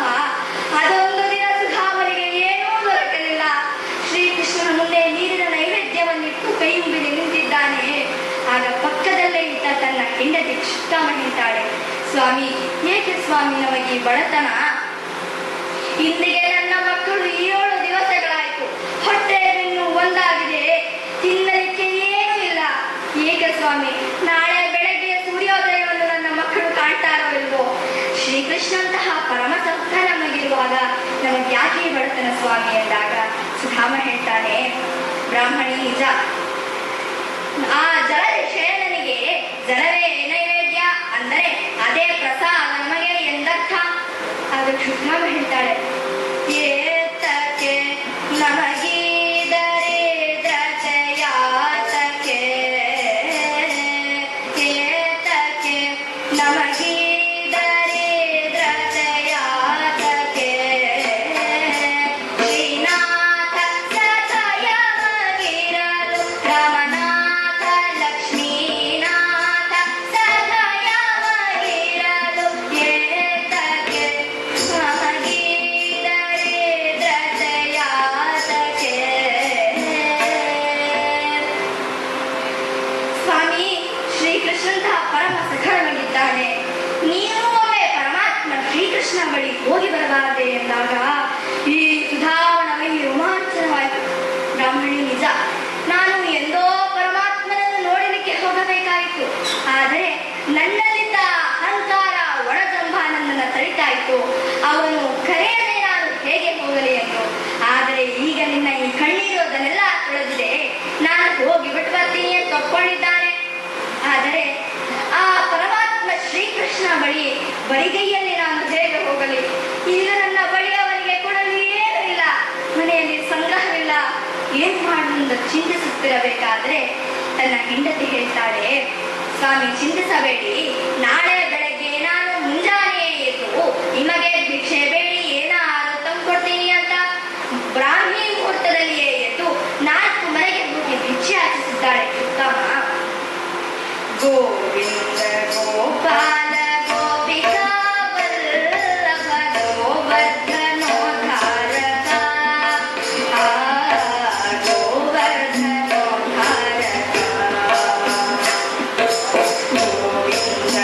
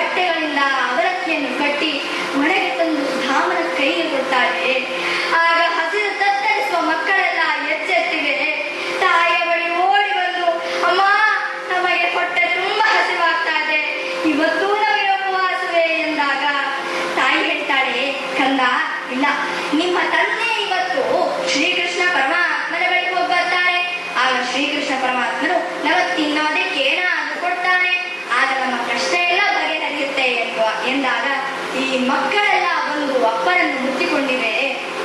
ಅಪ್ಪ, ನೀನಿವತ್ತು ಶ್ರೀಕೃಷ್ಣ ಪರಮಾತ್ಮನ ಬಳಿ ಹೋಗ್ತಿಯಂತೆ. ಪರಮಾತ್ಮ ಶ್ರೀಕೃಷ್ಣನ ಹತ್ತಿರ ಆನೆ, ಕುದುರೆ, ರಥ ಎಲ್ಲ ಇವೆಯಂತೆ ಅಂತ ನಮ್ಮಮ್ಮ ನಮಗೆ ಕತೆ ಹೇಳಿದ್ದಾರೆ. ಅಪ್ಪ, ನೀ ಬರಬೇಕಾದ್ರೆ ನನ್ಗೊಂದು ಆನೆ ತಂದ್ಕೊಡ್ತೀಯ ಅಂತು. ಆಗ ಸುಧಾವನಿಗೆ ಕರುಳು ಕಿತ್ತು ಬಂತು. ಹೊಟ್ಟೆಗೆ ಇಲ್ಲ, ಇನ್ನು ಆನೆ ಕಿತ್ಕೊಂಡು ಏನ್ ಮಾಡ್ತಾನೆ ಅಂತ. ಮತ್ತೆ ಇನ್ನೊಂದು ಮಗು ಹೇಳುತ್ತೆ, ಅಪ್ಪ ನೀ ಬರಬೇಕಾದ್ರೆ ನನ್ಗೊಂದು ರಥ ತಂದ್ಕೊಡು ಅಂತ. ಆಗ ಸುಧಾವನಿಗೆ 72 ಸಹಸ್ರ ನಾಡಿಗಳು ಮಿಡಿಯಿತು. ಮತ್ತೆ ಇನ್ನೊಂದು ಹಸಿರು ತತ್ತರಿಸುವ ಮಗು ಬಂದು ಕೇಳ್ತದೆ, ಅಪ್ಪ ಹೊಟ್ಟೆ ತುಂಬಾ ಹಸಿವಾಗ್ತಾ ಇದೆ ನನಗೆ, ಏನಾದ್ರೂ ತಿನ್ನಲಿಕ್ಕೆ ಕೊಡಪ್ಪ, ನನಗೆ ನಿನ್ನ ಬಳಿ ಇರುವ ಗಂಟನ್ನು ಕೊಡಪ್ಪ, ಅವಲಕ್ಕಿಯನ್ನು ಕೊಡಪ್ಪ, ಹೊಟ್ಟೆ ತುಂಬಾ ಹಸಿವಾಗ್ತಾ ಇದೆ ಎಂದಾಗ ಸುಧಾಮನು ಆ ಮಗುವನ್ನು ಅಪ್ಪಿಕೊಂಡು, ಮಗು ಇದು ನಿಮ್ಮಮ್ಮ ಭಿಕ್ಷೆ ಬೇಡಿ ತಂದದ್ದು, ಭಿಕ್ಷೆ ಬೇಡಿ ತಂದದ್ದನ್ನು ನಾವು ತಿನ್ನಬಾರದು, ಇದು ಭಗವಂತನಿಗಾಗಿ ತೆಗೆದಿಟ್ಟಿದ್ದು ಎನ್ನುವಾಗ ಈ ಮಗು ಹೇಳ್ತದೆ, ಅಪ್ಪ ಇದು ಭಗವಂತ ಶ್ರೀಕೃಷ್ಣನಿಗಾಗಿ ಎನ್ನುವುದಾದ್ರೆ ನನಗೆ ಇದು ಬೇಡಪ್ಪ ಅನ್ನುತ್ತೆ.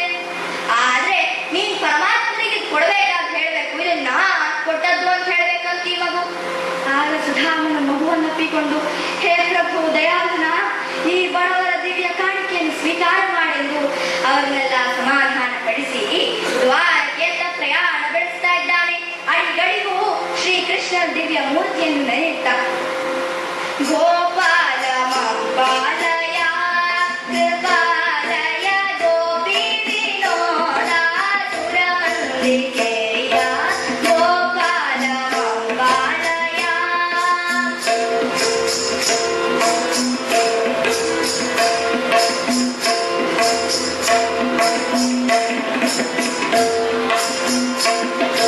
ಗೋಪಾಲ ಮಂಪಾಲಯ ಕೃಪಾಲಯ ಗೋಪಿ ವಿನೋದ ಸುರಮಂದಿಕೆಯ ಗೋಪಾಲ ಮಂಪಾಲಯ. ಗೋಪಾಲಕೃಷ್ಣ ಭಗವಾನಕ್ಕೆ. ಹೀಗೆ ಅಡಿಗಡಿಗೂ ಶ್ರೀಕೃಷ್ಣನನ್ನು ನೆನೆಯುತ್ತಾ ಹೊರಟಿದ್ದಾನೆ. ಆ ಬಿಸಿಲಿನ ತಾಪ ತಡೆಯಲಾರದೆ ಸುಧಾವರ ಕೈ ಕಾಲುಗಳೆಲ್ಲ ಮುಳ್ಳು ಚುಚ್ಚಿ ಕೈ ಕಾಲುಗಳಿಂದ ರಕ್ತ ಧಾರಾಕಾರವಾಗಿ ಸುರಿಯುತ್ತದೆ. ಆ ಬಿಸಿಲಿನ ತಾಪ ತಡೆಯಲಾರದೆ ಸುಧಾವನು ಅಲ್ಲೇ ತಲೆ ಸುತ್ತಿ ಬಿದ್ದ. ಕೆಲವು ಹೊತ್ತುಗಳಾದ ಮೇಲೆ ಆ ದಾರಿಯಲ್ಲೇ ಸಾಗುತ್ತಿದ್ದ ಒಬ್ಬ ಗೋಪಾಲಕನು ಈ ಸುಧಾಮನನ್ನು ನೋಡಿ ಅವನಿಗೆ ಕುಡಿಯಲು ನೀರನ್ನು ಕೊಟ್ಟು ಉಪಚಾರ ಮಾಡಿದ. ಈ ಗೋಪಾಲಕ ಕೇಳ್ತಾನೆ, ಯಾರಪ್ಪ ನೀನು ಈ ದಾರಿಯಲ್ಲಿ ಯಾಕೆ ಹೋಗ್ತಾ ಇದೆಯಾ ಅಂತ ಕೇಳ್ತಾನೆ. ಆಗ ಸುಧಾಮ ಹೇಳ್ತಾನೆ, ನನ್ನ ಹೆಸರು ಸುಧಾಮ ಅಂತ, ನಾನು ದ್ವಾರಕೆಗೆ ಶ್ರೀಕೃಷ್ಣ ದಿವ್ಯ ಮೂರ್ತಿಯನ್ನು ನೆನೆಯುತ್ತಾ ಅವನನ್ನು ನೋಡಬೇಕು ಎಂಬ ಆಸೆಯಿಂದ ಹೊರಟಿದ್ದೇನೆ ಅಂತಾನೆ. ಈ ಗೋಪಾಲಕ ಹೇಳ್ತಾನೆ, ಅಯ್ಯೋ ಏನ್ ಹೇಳ್ತೀಯ, ಈಗಾಗಲೇ ಪರಮಾತ್ಮನ ದರ್ಶನಕ್ಕಾಗಿ ಸಾವಿರಾರು ಜನ ಕಾಯ್ತಾ ಇದ್ದಾರೆ, ಇನ್ನು ನೀನು ಭಿಕ್ಷುಕರಂತಿರುವೆ, ನಿನಗೆಲ್ಲಿಯ ದರ್ಶನ, ಹೇಳೋಕ್ಕಾಗಲ್ಲ, ಯಾರ್ಯಾರ ಪುಣ್ಯ ಹೇಗೆ ಹೇಗಿರುತ್ತೋ, ಒಳ್ಳೆಯದಾಗಲಿ ಹೋಗಿ ಬಾ ಅಂತಾನೆ. ಹೇಳ್ತಾರೆ ಎಲ್ರು ನಮ್ಮ ಬುದ್ಧಿ ನಮ್ಮ ಕೈಯಲ್ಲೇ ಇರಬೇಕು ಅಂತ. ಇಬ್ಬರು ಸ್ನೇಹಿತರಿರ್ತಾರೆ, ಒಬ್ಬನ ಹೆಸರು ರಂಗಪ್ಪ ಅಂತ, ಇನ್ನೊಬ್ಬನ ಹೆಸರು ತಿಮ್ಮಪ್ಪ ಅಂತ. ಈ ತಿಮ್ಮಪ್ಪಂಗೆ ಕೆಲಸ ಸಿಕ್ಕಿರುತ್ತೆ, ಆದ್ರೆ ರಂಗಪ್ಪನ ಕೆಲಸ ಸಿಕ್ಕಿರಲ್ಲ. ಏನ್ ಮಾಡುದು, ನನಗೆ ಕೆಲಸನೇ ಸಿಕ್ಕಿಲ್ಲ ಅಂತ ತಿಮ್ಮಪ್ಪನ್ ಹುಡ್ಕೊಂಡು ಹೋಗ್ತಾನೆ. ತಿಮ್ಮಪ್ಪ ಸಿಗ್ತಾನೆ.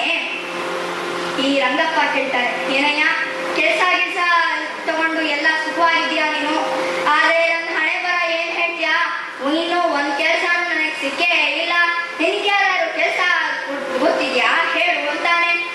ಸರಿನಪ್ಪ ಹೇಳ್ತೀನಿ, ನೀನ್ ಹೇಳ್ಬೇಕಾಗಿರೋದು ಇಷ್ಟೇ, ನಿನ್ ಹೆಸರೇನು ಅಂತ ಕೇಳ್ತಾರೆ. ರಂಗಪ್ಪ ಅನ್ನು. ನಿನ್ಗೆ ಎಷ್ಟು ವಯಸ್ಸು ಅಂತ ಕೇಳ್ತಾನೆ. 18 ಅನ್ನು. ಯಾವ ಊರು ಅಂತ ಕೇಳ್ತಾರೆ. ತುಮಕೂರು ಅನ್ನು.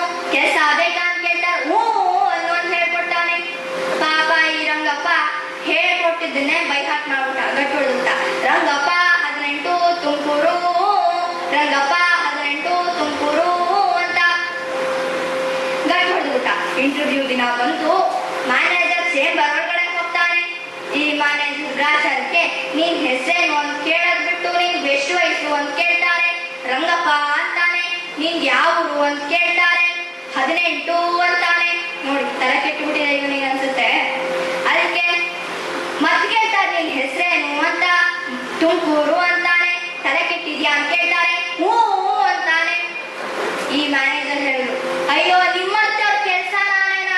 ನೋಡ್ರೆ ನಾನಂತೂ ಪಟಾಕಿ ಅಂತಾರೆ ದಿವಾಳಿ ಅನ್ಕೊಂಡ್ಬಿಟ್ಟು ಹೋಗಲಿ ಕೆಲಸ ಇಲ್ಲ ಅಂತ ಒಂದು ಚೇಂಬರಿಂದ ಆಸೆ ಕಳಿಸ್ತಾರೆ.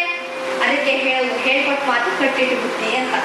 ಹೇಳ್ಕೊಟ್ ಮಾತನ್ನ ನಾವು ಯಾವತ್ತೂ ಕಟ್ಟು ಹೊಡಿಬಾರ್ದು.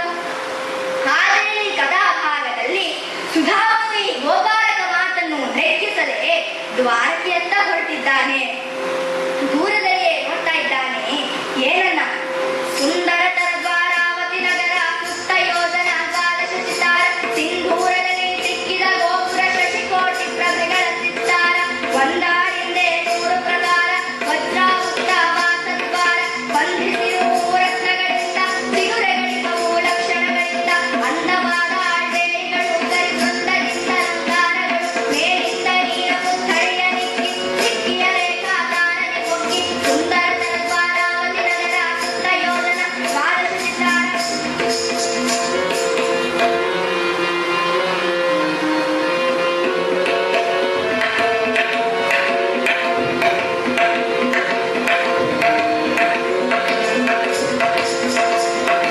ಸುಂದರತರ ದ್ವಾರಾವತಿ ನಗರ ಸುತ್ತ ಯೋಧನ ದ್ವಾದಶ ಚಿತ್ತಾರ, ಸಿಂಧೂರದಲ್ಲಿ ಸಿಕ್ಕಿದ ಗೋಪುರ ಶಶಿಕೋಟಿ ಪ್ರಭೆಗಳ ಚಿತ್ತಾರ, ಒಂದಾರಿಂದೆ 100 ಪ್ರಕಾರ ವಜ್ರಾವೃತ ವಾಸದ್ವಾರ,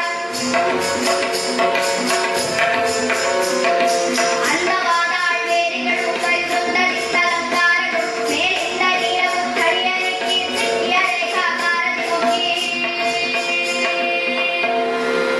ಗೋಪಾಲಕೃಷ್ಣ ಭಗವಾನಕಿ. ಹೀಗೆ ವೈಭವೋಪೇತವಾಗಿರೋ ದ್ವಾರಕೆಯ ಮಹಾದ್ವಾರದಲ್ಲಿ ಬಂದು ನಿಂತಿದ್ದಾನೆ. ನಾನು ಮರೆತನಲ್ಲ, ತಾನೇ ಮೈ ಮರಿತಾ ಇದ್ದಾನೆ ಸುಧಾಮ.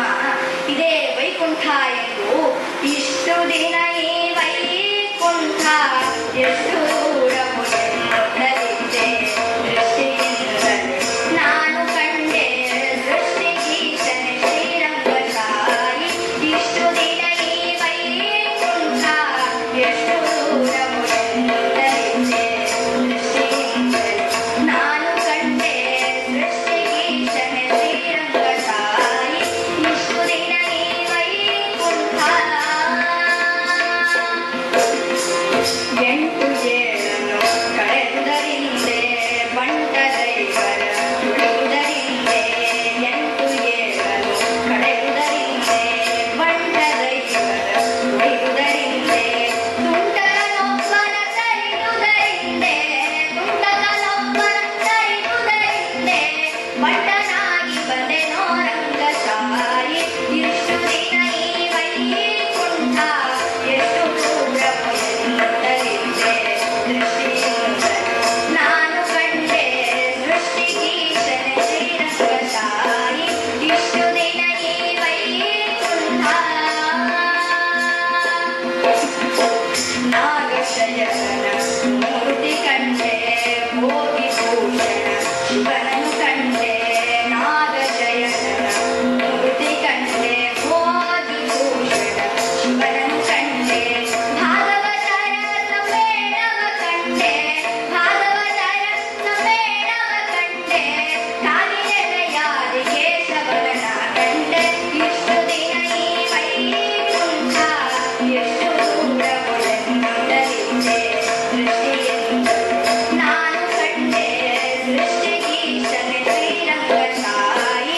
ಇಷ್ಟು ದಿನ ಈ ವೈಕುಂಠ. ಗೋಪಾಲಕೃಷ್ಣ ಭಗವಾನಕಿ. ಹೀಗೆ ವೈಭವೋಪೇತವಾಗಿರುವ ದ್ವಾರಕೆಯ ಮಹಾದ್ವಾರದಲ್ಲಿ ಬಂದು ನಿಂತು ಒಳಗೆ ಹೋಗಬೇಕು ಎಂಬ ಆಸೆ ಮನಸ್ಸಿನಲ್ಲಿ ಏಕ ಪ್ರಕಾರವಾಗಿ ಬರ್ತಾ ಇದೆ ಸುಧಾಮನಿಗೆ. ಇತ್ತ ಸರಕಸ ನಂದನ ಆದಿ ಮುನಿಗಳು ರಾಜಾದಿರಾಜರು ಎಲ್ಲರೂ ಸೇರಿದ್ದಾರೆ ಪರಮಾತ್ಮನ ದರ್ಶನಕ್ಕಾಗಿ. ಆ ಸಭೆಯಲ್ಲಿ ಆ ದಿವ್ಯವಾದ ಅವರತ್ಯ ಗಂಟನ್ನು ಹಿಡಿದು ಇನ್ನೇನು ಮೆಟ್ಟಿಲನ್ನು ಹತ್ತಬೇಕು. ಅಷ್ಟರಲ್ಲಿ ಈ ದ್ವಾರಪಾಲಕರು ಬಂದು ಸುಧಾಮನ್ನ ತಡೆದಿದ್ದಾರೆ. ನಿಲ್ಲು ಬಡ ಬ್ರಾಹ್ಮಣ, ಯಾರು ನೀನು, ಎಲ್ಲಿ ಒಳಗೆ ಬರ್ತಿ ಎಂದು ಸುಧಾಮನನ್ನು ದೂರಕ್ಕೆ ಹಾಕಿದ್ದಾರೆ. ಮೆಟ್ಟಿಲಿನಿಂದ ಉರುಳಿ ಬಿದ್ದ ಸುಧಾಮನು, ಪರಮಾತ್ಮ ಶ್ರೀಕೃಷ್ಣ ನಿನ್ನ ದರ್ಶನಾಕಾಂಕ್ಷಿಯಾಗಿ ಬಂದಿದ್ದೇನೆ ವಿನಃ ನನಗೆ ಇನ್ನ ಬೇರೆ ಯಾವ ಉದ್ದೇಶವೂ ಇಲ್ಲ. ಯಾವಾಗ ಆಗುತ್ತೆ ನಿನ್ನ ದರ್ಶನ ಎಂದು ಕಾಯ್ತಾ ಇದ್ದೇನಪ್ಪ ಅಂತ ಪರಮಾತ್ಮನನ್ನು ಕುರಿತು ಸ್ಮರಣೆ ಮಾಡ್ತಾ ಇದ್ದಾನೆ. ಮುಕುಂದನು ನೀನು ನರ ಜನ್ಮ ಹುಳನಾನು ಪರಮ ಪಾವನ ನೀನು ಪಾಪಿ ನಾನು ವಾಣಿ ಅರಸನ ಪೆತ್ತ ವೈಕುಂಠಪತಿ ನೀನು ತನು ನಿತ್ಯವಲ್ಲದ ಗೊಂಬೆ ನಾನು. ಕೃಷ್ಣ, ಯಾವಾಗುತ್ತಪ್ಪ ನಿನ್ನ ದರ್ಶನ ಎಂದು ಈ ಭಕ್ತರ ಮೊರೆ ಅಲ್ಲಿ ಶ್ರೀಕೃಷ್ಣ ಪರಮಾತ್ಮನಿಗೆ ಕೇಳಿಸಿ, ಆಗ ಈ ಯಾದವ ವೀರರನ್ನು ಕರೆದು ತನ್ನ ದಿವ್ಯವಾದ ಪಟ್ಟದ ಪಲ್ಲಕ್ಕಿಯನ್ನು ಕೊಟ್ಟು ತನ್ನ ಸ್ನೇಹಿತ ಯಾರೋ ಒಬ್ಬ ಬಂದಿದ್ದಾನೆ ಅಂತ ಕರೆದುಕೊಂಡು ಬನ್ನಿ ಅಂತ ಕಳಿಸ್ತಾನೆ. ಈ ಯಾದವ ವೀರರು ಹೊರಗೆ ಬಂದು ಈ ಪರಮಾತ್ಮ ಶ್ರೀಕೃಷ್ಣ ಸ್ನೇಹಿತ ಯಾರು ಅಂತ ಕೇಳ್ತಾರೆ. ಆಗ ಎಲ್ಲರೂ ನಾನು ನಾನು ನಾನು ನಾನು ಅಂತ ಕೈ ಎತ್ತ ತಕ್ಷಣ ಮಾಡ್ತಾರೆ. ಪರಮಾತ್ಮ ಒಬ್ರಂತ ಹೇಳಿದ್ರೆ ಇಷ್ಟೊಂದು ಮಂದಿ ಕೈ ಎತ್ತುತ್ತಿದ್ದಾರಲ್ಲ ಅಂತ ಮತ್ ಪರಮಾತ್ಮನ ಬಳಿ ಹೋಗ್ತಾರೆ. ಪರಮಾತ್ಮ, ಯಾರವ ನಿನ್ ಸ್ನೇಹಿತ ಯಾರದು, ಯಾವುದೇ ಶುದ್ಧರೇ ಹೇಳಪ್ಪ ಅಂದಾಗ ಈ ಶ್ರೀಕೃಷ್ಣ ಪರಮಾತ್ಮನು ತನ್ನ ಸ್ನೇಹಿತ ಸುಧಾಮ ಬಂದಿದ್ದಾನೆ, ಕರೆದುಕೊಂಡು ಬನ್ನಿ ಅಂತ ಕಳಿಸ್ತಾರೆ. ಮತ್ತೀಚೆ ಬರ್ತಾರೆ. ಇಲ್ಲಿ ಸುಧಾಮ ಯಾರು ಅಂತ ಕೇಳ್ತಾರೆ. ಸುಧಾಮ ನಾನು ಅಂತ ಬಂದ. ಆಗ ಮತ್ತೆ ಯಾದವ ವೀರರು, ಹೋಗಾಚೆ ಬಡ ಬ್ರಾಹ್ಮಣ, ಮತ್ ಬರ್ತ್ಯ ನೀನು, ಏನಿಕ್ ಬರ್ತ್ಯ, ನಿನ್ನ ಯಾರು ಕರೆದವರು ಅಂತ ಹೇಳ್ತಾರೆ. ಮತ್ತವನು ಗುರು ಕಟ್ಟಿದ್ರು. ಮತ್ ಕೇಳ್ತಾರೆ ಈ ಸುಧಾಮ ಯಾರು ಅಂತ. ಮತ್ತವನ್ ನಾನು ಅಂತ ಬಂದ್ರೆ ಯಾರು ನಂಬ್ತಾರೆ ಹೇಳಿ. ಮತ್ತೆ ಪರಮಾತ್ಮನ ಬಳಿ ಹೋಗ್ತಾರೆ. ಪರಮಾತ್ಮ, ನಿನ್ನ ಸ್ನೇಹಿತನ ಲಕ್ಷಣಗಳನ್ನು ಹೇಳು ಎಂದಾಗ ಪರಮಾತ್ಮ ಶ್ರೀಕೃಷ್ಣನು ತನ್ನ ಸ್ನೇಹಿತನ ಲಕ್ಷಣಗಳನ್ನೆಲ್ಲ ಹೇಳಿ ಕರೆದುಕೊಂಡು ಬನ್ನಿ ಎಂದು ಕಳುಹಿಸಿದ್ದಾನೆ. ಈ ಯಾದವೀರು ಬಂದು ನೋಡ್ತಾರೆ. ಬಗ್ಗಿದ ಬೆನ್ನಿನ ಕುಗ್ಗಿದ ಕಾಯದ ಹಿಗ್ಗಿದ ಮನಸ್ಸಿನ ಭಾವನನ್ನು ಕಂಡು, ಅಯ್ಯ ನೀನು ಎಷ್ಟು ಪುಣ್ಯವಂತನಯ್ಯ, ಸಾಕ್ಷಾತ್ ಶ್ರೀಕೃಷ್ಣನೇ ನಿನ್ನನ್ನು ಕರೆತರಲಿಕ್ಕೆ ತನ್ನ ದಿವ್ಯವಾದ ಪಟ್ಟದ ಪಲ್ಲಕ್ಕಿಯನ್ನು ಕಳುಹಿಸಿಕೊಟ್ಟಿದ್ದಾನೆ. ಹತ್ತಯ್ಯ ಈ ದಿವ್ಯವಾದ ಪಟ್ಟದ ಪಲ್ಲಕ್ಕಿ ಮೇಲೆ ಅಂತ. ಆಗ ಸುಧಾಮನು, ಪರಮಾತ್ಮ ಕುಳಿತುಕೊಳ್ಳುವ ಈ ಪಟ್ಟದ ಪಲ್ಲಕ್ಕಿ ಮೇಲೆ ಕುಳಿತುಕೊಳ್ಳುವ ಯೋಗ್ಯತೆ ನನಗಿದೆ, ಇಲ್ಲ ನಾನು ಹತ್ತೋದಿಲ್ಲ ಅಂತಾನೆ. ಆದರೆ ಯಾರು ವೀರರು ಬಿಡೋದಿಲ್ಲ. ಇಲ್ಲ, ಶ್ರೀಕೃಷ್ಣ ಪರಮಾತ್ಮನ ಆಜ್ಞೆಯಾಗಿದೆ, ನೀವು ಹತ್ತಲೇಬೇಕು ಅಂತ ಸುಧಾಮನನ್ನ ಎತ್ತಿ ಆ ಪಲ್ಲಕ್ಕಿ ಮೇಲೆ ಕುಳ್ಳಿಡಿಸ್ತಾರೆ. ರಾಜ ವೈಭವದ ಮೆರವಣಿಗೆ ಅಂತ ಕರೆದುಕೊಂಡು ಹೋಗ್ತಾ ಇದ್ದಾರೆ ಸುಧಾಮನನ್ನ. ಅಲ್ಲಿ ನೆರೆದಿದ್ದವರೆಲ್ಲ ಎಷ್ಟು ಪುಣ್ಯವಂತ ಈ ಸುಧಾಮ ಅಂದ್ಕೊಳ್ತಾ ಇದ್ರು. ದೂರದಲ್ಲಿ ಶ್ರೀಕೃಷ್ಣನನ್ನು ಕಂಡ ಈ ಸುಧಾಮನು ತಕ್ಷಣ ಪಟ್ಟದ ಪಲ್ಲಕ್ಕಿಯಿಂದ ಕೆಳಗಿಳಿದು, ಹೇ ಪ್ರಭು ಶ್ರೀಕೃಷ್ಣ ಎಂದು ಓಡಿ ಹೋದ ಪರಮಾತ್ಮನ ಬಳಿ. ಆಗ ಏನಾಯಿತು ಎಂದರೆ ಪರಮಾತ್ಮ ಶ್ರೀಕೃಷ್ಣನೇ ಸುಧಾಮನಿಗೆ ಸಾಷ್ಟಾಂಗ ನಮಸ್ಕಾರವನ್ನು ಮಾಡಿದ.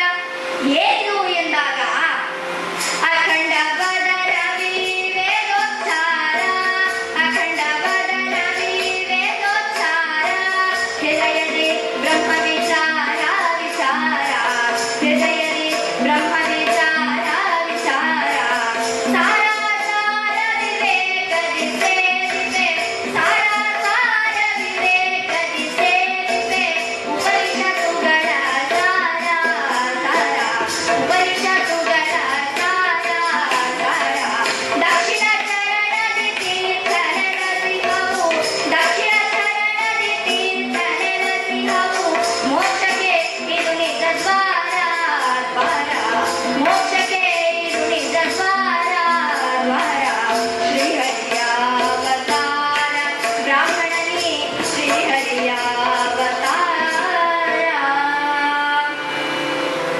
ಹೀಗೆ ಸುಧಾಮನನ್ನು ಸಿಂಹಾಸನ ಮೇಲೆ ಕುಳ್ಳಿರಿಸಿ ಪನ್ನೀರಿನಿಂದ ಸುಧಾಮನ ಪಾದಗಳನ್ನು ತೊಳೆದು ಆ ಜಲವನ್ನು ತನ್ನ ಶಿರದ ಮೇಲಿರಿಸಿಕೊಂಡು ತಾನೇ ಕೈಯಾರೆ ಶ್ಯಾಮರವನ್ನು ಬೀಸ್ತಾ ಇದ್ದಾನೆ ಸಾಕ್ಷಾತ್ ಶ್ರೀಕೃಷ್ಣ. ಇದೆಲ್ಲ ಆದ ನಂತರ ಶ್ರೀಕೃಷ್ಣ ಪರಮಾತ್ಮನು ತನ್ನ ಪರಮಾತ್ಮ ಸುಧಾಮನ ಹೆಗಲ ಮೇಲೆ ಕೈ ಹಾಕಿ ಅವರನ್ನು ಏಕಾಂತಕ್ಕೆ ಕರೆದುಕೊಂಡು ಹೋಗ್ತಾನೆ. ಏನಯ್ಯ ಸುಧಾಮ, ಎಷ್ಟು ಕಾಲವಾಯ್ತಯ್ಯ ನಿನ್ನ ನೋಡಿ, ಹೇಗಿದೆಯಾ ಎಷ್ಟು ಕಾಲ, ಮದುವೆ ಗಿದುವೆ ಆಗಿದೆಯೇನು, ಹೆಂಡತಿ ಮಕ್ಕಳು ಬಂಧುಗಳು ಎಲ್ಲರೂ ಸೌಖ್ಯವೇ ಎಂದು ಕೇಳ್ತಾ ಇದ್ದಾನೆ ಈ ಸುಧಾಮನನ್ನ. ಕ್ಷೇಮವೇನಯ್ಯ ಸುಧಾಮ, ಕ್ಷೇಮವೇನಯ್ಯ, ಭೂಮಿ ಸುರೋತ್ತಮ ನಿಜ ಗುಣಧಾಮ, ಕ್ಷೇಮವೇನಯ್ಯ ಸುಧಾಮ, ಕ್ಷೇಮವೇನಯ್ಯ.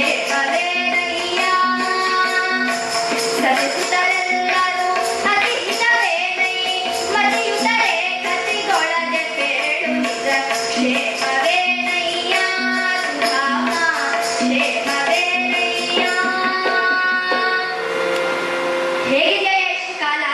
ಮದುವೆ ಗಿದ್ವೆ ಆಗಿ ನಿನ್ ಹೆಂಡತಿ ಮಕ್ಕಳೆಲ್ಲರೂ ಸಂತೋಷವಾಗಿದ್ದಾರೆ ನಾನು ನಿಮ್ ಜೊತೆ ಅಂತ ಕೇಳ್ತಾ ಇದ್ದಾನೆ ಈ ಶ್ರೀಕೃಷ್ಣ. ಆಗ ಸುಧಾಮನು, ಪರಮಾತ್ಮ ನಿನ್ನ ಅನುಗ್ರಹದಿಂದ ಎಲ್ಲರೂ ಸೌಖ್ಯವಾಗಿದ್ದಾರೆ. ಬಡತನ ನನ್ನ ಪ್ರಾರಬ್ಧ. ಹಿಂದಿನ ಜನ್ಮದಲ್ಲಿ ನಾನು ಯಾರಿಗೂ ದಾನ ಮಾಡದೆ ಇರೋ ಕಾರಣ ನನಗೆ ಈಗ ಬಡತನ ಪ್ರಾಪ್ತವಾಗಿದೆ. ಅದಕ್ಕೆ ನಾನು ದೇವರನ್ನು ಹೊಣೆ ಮಾಡುವುದಿಲ್ಲ, ನನ್ನ ಬಡತನವನ್ನು ನಾನು ದೇವರಲ್ಲಿ ಹೇಳಿಕೊಳ್ಳೋದಿಲ್ಲ ಎಂದು ಪರಮಾತ್ಮ ನಿನ್ನ ಅನುಗ್ರಹದಿಂದ ಎಲ್ಲರೂ ಸೌಖ್ಯವಾಗಿದ್ದಾರೆ. ನಿನ್ನ ಆಶೀರ್ವಾದವೇ ನನ್ನನ್ನು ಇಷ್ಟು ಮಟ್ಟಿಗಿಟ್ಟಿದೆ ಎಂದಾಗ ಈ ಶ್ರೀಕೃಷ್ಣ ಪರಮಾತ್ಮನು ಎಲ್ಲ ಭಾಗವತ ಲಕ್ಷಣಗಳು ಇವರಲ್ಲಿದೆ ಎಂದು ಮತ್ತೆ ಮತ್ತೆ ಈ ಭಕ್ತರನ್ನ ಪರಿಶುದ್ಧ ಮಾಡ್ತಾ ಇದ್ದಾನೆ ಪರಮಾತ್ಮ ಶ್ರೀಕೃಷ್ಣ. ಸುಧಾಮ, ನೋಡಯ್ಯ, ನೀನು ಸುಖವಾಗಿದ್ದೀಯಾ ಅಂತ ಕೇಳಿ ನನಗೆ ತುಂಬಾ ಸಂತೋಷವಾಗ್ತಾ ಇದೆ. ಆದ್ರೆ ನನ್ನ ಹತ್ರ ಬರೋರೆಲ್ಲ ತಮ್ಮ ಕಷ್ಟ ಹೇಳ್ಕೊಳ್ಳೋರೆ ಬರ್ತಾರೆ. ಇಲ್ಲಿವರೆಗೂ ತಾನು ಸುಖವಾಗಿದ್ದೀನಿ ಅಂತ ಒಬ್ರು ಹೇಳ್ಕೊಳ್ಳೋರಿಲ್ಲ. ಈಗ ನೀನ್ ಸುಖವಾಗಿದ್ದೀಯಾ ಅಂತ ಕೇಳಿ ನನಗೆ ತುಂಬಾ ಸಂತೋಷವಾಗ್ತಾ ಇದೆ. ಈಗ ನೀನು ನನ್ನ ಪರಮಾತ್ಮನಾದ್ರಿಂದ ನನ್ನ ಕಷ್ಟದಿಂದ ಹೇಳ್ಕೊಳ್ಬೇಕಾಗಿ ಬಂದಿದೆ ಅಂತ ಮತ್ತೆ ಸುಧಾಮನನ್ನ ಪರೀಕ್ಷೆ ಮಾಡ್ತಾ ಇದ್ದಾನೆ. ಸುಧಾಮ, ಈ ದೇಶದಲ್ಲೇ ನಾನೆಲ್ಲ ನಮ್ಮಣ್ಣ ಬಲರಾಮ ಅಣ್ಣ ಏನ್ ಕೊಡ್ತಾನೋ ಅದನ್ನು ಹಂಚ್ಕೊಂಡು ತಿನ್ಬೇಕಾದ ಹೊಣೆ ಬಂದಿದೆ ಕಣಪ್ಪ. ರಾಕ್ಷಸರಿಗೆ ಹೆದರಿ ಈ ಸಮುದ್ರದ ಮಧ್ಯೆ ದ್ವಾರಕ ಎಂಬ ಜಲದುರ್ಗವನ್ನು ಕಟ್ಕೊಂಡಿದ್ದೀನಿ. ಶತ್ರುಗಳ ಭಯ. ನನ್ನ ಹತ್ರ ಬರೋರೆಲ್ಲ ಕಷ್ಟ ಹೇಳ್ತಾರೆ, ಅವ್ರ ಕಷ್ಟ ಪರಿಹಾರ ಮಾಡದೆ ಆಗುತ್ತೆ ನನಗೆ. ನೀನ್ ಸಂತೋಷವಾಗಿದ್ಯಾ ಅಲ್ವಾ ಕಣಯ್ಯ ಅಂತ ಹೇಳ್ತಾನೆ. ಆಗ ಸುಧಾಮ ಹೇಳ್ತಾನೆ, ಪರಮಾತ್ಮ ನೀನು ವಿಶ್ವ ಕುಟುಂಬಿ ಅಲ್ಲವೇ, ನಿನಗೆ ಈ ತಾಪತ್ರಯಗಳೆಲ್ಲ ಸಹಜವೇ ಕಣಪ್ಪ ಎಂದಾಗ ಶ್ರೀಕೃಷ್ಣ ಕೇಳ್ತಾನೆ, ಏನೋ ಸುಧಾಮ, ನನ್ನ ಬಳಿ ನೀನು ಬರಿಗೈಯಲ್ಲಿ ಬಂದಿಯೇನೋ? ನನ್ನ ಅತ್ತಿಗೆ ನನಗೋಸ್ಕರ ಏನನ್ನಾದರೂ ಕಳಿಸಿರಬೇಕಲ್ಲವೇ ಎಂದಾಗ ಸುಧಾಮನ ಮನಸ್ಸು ಹಿಗ್ಗಿತು. ಬಡವರಲ್ಲಿ ಬಡವಳಾದ ನನ್ನ ಹೆಂಡತಿ ಕ್ಷುತ್ಕಾಮ ಶ್ರೀಕೃಷ್ಣನಿಗೆ ಅತ್ತಿಗೆ, ಅಂದರೆ ನಾನು ಶ್ರೀಕೃಷ್ಣನಿಗೆ ಅಣ್ಣ. ಆಹಾ, ಎಂತಹ ಗೌರವ ಎಂದು ಮನಸ್ಸು ಹಿಗ್ಗಿತು ಸುಧಾಮನಿಗೆ. ಆದರೂ ಆ ತುಂಬಿದ ಸಭೆಯಲ್ಲಿ ಆ ಅವಲಕ್ಕಿಯ ಗಂಟನ್ನು ಪರಮಾತ್ಮನ ಕೈಗೆ ಕೊಡಲು ಸಾಧ್ಯವಾಗಲಿಲ್ಲ ಸುಧಾಮನಿಗೆ. ನಾಚಿಕೆ ಆಯಿತು. ಆದರೆ ಶ್ರೀಕೃಷ್ಣ ಪರಮಾತ್ಮ ಬಿಡೋದಿಲ್ಲ. ಕೊಡೋ ಸುಧಾಮ ಎಂದು ಸುಧಾಮನ ಕೈ ಹಿಡಿದ ಅವನ ಕಂಕಳಲ್ಲಿದ್ದ ಆ ಅವಲಕ್ಕಿಯ ಗಂಟು ಕೆಳಗೆ ಬಿದ್ದು ಚೆಲ್ಲಿತು. ಆ ಅವಲಕ್ಕಿಯನ್ನು ನೋಡಿದ ಕ್ಷಣವೇ ಪರಮಾತ್ಮ ಶ್ರೀಕೃಷ್ಣಗೆ ಅದೆಷ್ಟು ಆನಂದವಾಯಿತು ಅದನ್ನು ವರ್ಣಿಸಲು ಅಸದಳವೇ ಸರಿ. ಆಹಾ ಸುಧಾಮ, ಎಂತಹ ತಿಂಡಿಯನ್ನು ನನಗೆ ತಂದು ಕೊಟ್ಟಿದ್ದಿ ಎಂದು ಒಂದು ಹಿಡಿಯನ್ನು ಕೈಗೆತ್ತಿಕೊಂಡು ಬಾಯಲ್ಲಿ ಹಾಕಿದ. ಆಹಾ, ಏನು ಸವಿ, ಏನು ರುಚಿ ಅವಲಕ್ಕಿ. ಇಂತಹ ಅವಲಕ್ಕಿಯನ್ನು, ಇಂತಹ ರುಚಿಯನ್ನು ನಾನು ಇದುವರೆಗೂ ಎಲ್ಲೂ ಕಂಡಿಲ್ಲ. ಎಂಥ ಚೆನ್ನಾಗಿರೋ ವಸ್ತು ನನಗೆ ತಂದು ಕೊಟ್ಬಿಟ್ಯಾ ಎಂದು ಇನ್ನೊಂದು ಹಿಡಿಯನ್ನು ತಿನ್ನಲಿಕ್ಕೆ ಹೊರಟ. ಅಷ್ಟರಲ್ಲಿ ಈ ರುಕ್ಮಿಣಿ ಸತ್ಯಭಾಮಿಯರು ಷಡ್ರಸಾನವನ್ನು ಮುಂದಿಟ್ಟರೂ ಸಹ ಕತ್ತೆತ್ತಿ ನೋಡಿದಂತಹ ಪರಮಾತ್ಮನು ಯಾರೋ ಬಡವನ ಹೆಂಡತಿ ಕ್ಷುತ್ಕಾಮ ಬೇಡಿ ತಂದದ್ದು ಇಷ್ಟೊಂದು ರುಚಿಯಾಗಿದೆ ಅಂತ ಇದ್ದಾರಲ್ಲ, ನಾವು ನೋಡ್ತೀವಿ ಅಂತ. ಸ್ವಾಮಿ, ಇದು ಅಷ್ಟೊಂದು ರುಚಿಯಾಗಿದೆಯೇ, ಇದನ್ನ ನಾವು ತಿನ್ನುತ್ತೇವೆ ಎಂದು ಅವರು ಅದನ್ನ ತಿಂದ್ರು. ಅವರಿಗೂ ಸಹ ಆನಂದವಾಯಿತು. ನಾನು ಇದನ್ನ ಎಲ್ಲೂ ಇಂತಹ ರುಚಿಯನ್ನ ಎಲ್ಲೂ ತಿಂದೇ ಇರಲಿಲ್ಲ, ತುಂಬಾ ಸಂತೋಷವಾಗ್ತಾ ಇದೆ ನನಗೆ, ಎಂತಹ ರುಚಿ ಎಂದು ಅವರೆಲ್ಲ ಆನಂದ ಪಟ್ಟರು. ಈ ಸುದ್ದಿ ಊರಲ್ಲೆಲ್ಲ ವರ್ತಮಾನ ಹೊತ್ತು ಸುಧಾಮ ಶ್ರೀಕೃಷ್ಣನಿಗೆ ಅವಲಕ್ಕಿ ತಂದ್ಕೊಟ್ಟಂತೆ. ಶ್ರೀಕೃಷ್ಣ ಅದನ್ನ ತಿನ್ನಂತೆ, ಅದು ತುಂಬಾ ರುಚಿಯಾಗಿತ್ತಂತೆ. ಯಾರ್ಯಾರು ಶ್ರೀಕೃಷ್ಣನಿಗಾಗಿ ಅವಲಕ್ಕಿ ತಂದ್ಕೊಡ್ತಾರೋ ಅವರನ್ನೆಲ್ಲ ಒಳಗ್ ಬಿಡ್ತಾರಂತೆ. ಹೀಗೆಲ್ಲ ವರ್ತಮಾನ ಹೊತ್ತು. ಪರಮಾತ್ಮನಿಗೆ ಬೇಕಾದದ್ದು ಅವಲಕ್ಕಿ ಅಲ್ಲ, ಭಕ್ತರು ತರುವ ವಸ್ತುವಲ್ಲ, ಅದರ ಹಿಂದೆ ಇರುವ ಭಕ್ತಿ ಭಾವ ಶ್ರೀಕೃಷ್ಣನಿಗೆ ಬೇಕಾದದ್ದು. ಅದು ಸುಧಾಮನಲ್ಲಿ ಕಂಡ ಪರಮಾತ್ಮ. ಸುಧಾಮ, ನನಗೆ ಪ್ರಿಯವಾದ ವಸ್ತುವನ್ನೇ ನೀನು ನನಗೆ ತಂದು ಕೊಟ್ಟಿದ್ದಿ, ಬಾ ಅಂತ ಕರೆದುಕೊಂಡು ಹೋಗಿ ಅವನಿಗೆ ತಾನೇ ಕೈಯಾರೆ ತಲೆಗೆ ಎಣ್ಣೆಯನ್ನು ಒತ್ತಿ ರುಕ್ಮಿಣಿ ಸತ್ಯಭಾಮಿಯರು ಸುಧಾಮನ ಕೈ ಕಾಲುಗಳೆಲ್ಲ ಎಣ್ಣೆಯಿಂದ ನೀಡ್ತಾ ಇದ್ದಾರೆ. ಅಲ್ಲಿ ನೆರೆದಿದ್ದವರೆಲ್ಲ ಆಹಾ, ಎಷ್ಟು ಪುಣ್ಯವಂತ ಈ ಸುಧಾಮ ಎಂದು ಧಾರಾಕಾರವಾಗಿ ನೀರು ಸುರಿಸ್ತಾ ಇದ್ದಾರೆ. ಈಗ ಈ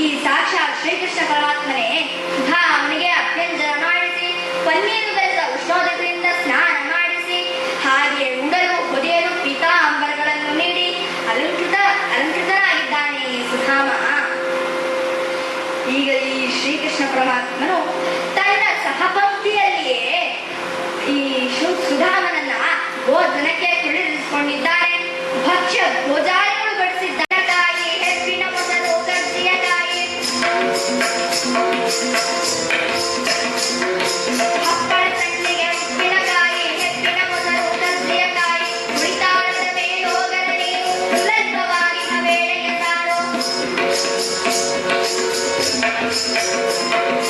ಪಡವಲಕಾಯಿ ಹಾಲೋಗರ ಬಿಡದೆ ಹೊಟ್ಟೆಗೆ ತುಂಬಿದರವರು ಹೋಳಿಗೆ ಯುದ್ಧಿನ ಕಡುಬಿನ ಸಾರ ಬೇಡದ ಸಾಧ್ಯವು ಬರುವುದು ಸಾರ ಮೊಸರು ಬಜ್ಜಿಕಾಯಿ ಚಟ್ನಿಯ ಸೊಗಸ ಮೊಸಳೆಯೊಡೆಸಲು ಅಸದರ ಸುರಸ ನಾನಾ ಪರಿಕರಿ ಭಕ್ಷ್ಯಗಳಿಂದ ಮೆರೆದಿದ್ದಾಗೋದರ ಸುಖದಿಂದ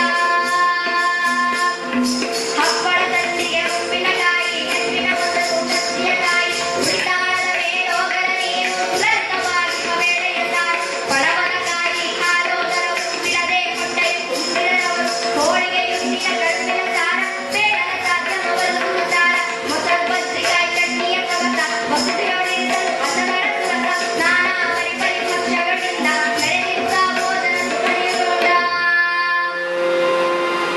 ಭಕ್ಷ್ಯ ಭೋಜಾರಿಗಳು ಮುನ್ನಿಟ್ಟಿದ್ದಾರೆ. ಆಗ ಸುಧಾಮ ಹೇಳ್ತಾನೆ, ಸ್ವಾಮಿ ಶ್ರೀಕೃಷ್ಣ, ಇದು ರಾಜಭೋಗದ ಊಟ, ನಮ್ಮಂಥವರಿಗಲ್ಲ ಎಂದಾಗ ಶ್ರೀಕೃಷ್ಣ ಹೇಳ್ತಾನೆ, ಯಾಕೋ ಸುಧಾಮ, ನಾವು ಒಂದು ವನದಲ್ಲಿ ಸಿಕ್ಕಿದ ಹಣ್ಣನ್ನು ಹಂಚ್ಕೊಂಡು ತಿಂತಾ ಇದ್ದೇನು, ನಿನ್ ಮರ್ತು ಬಿಟ್ಟಿಯಾ ಸುಧಾಮ? ನೋ, ಏನೂ ಆಗಲ್ಲ ಅಂತ ಸಾಕ್ಷಾತ್ ಶ್ರೀಕೃಷ್ಣನೇ ಸುಧಾಮನ ಎಲೆಗೆ ಕೈ ಇಕ್ಕಿ ತುತ್ತನ್ನೆತ್ತಿ ಸುಧಾಮನಿಗೆ ತಿಳಿಸಿದ.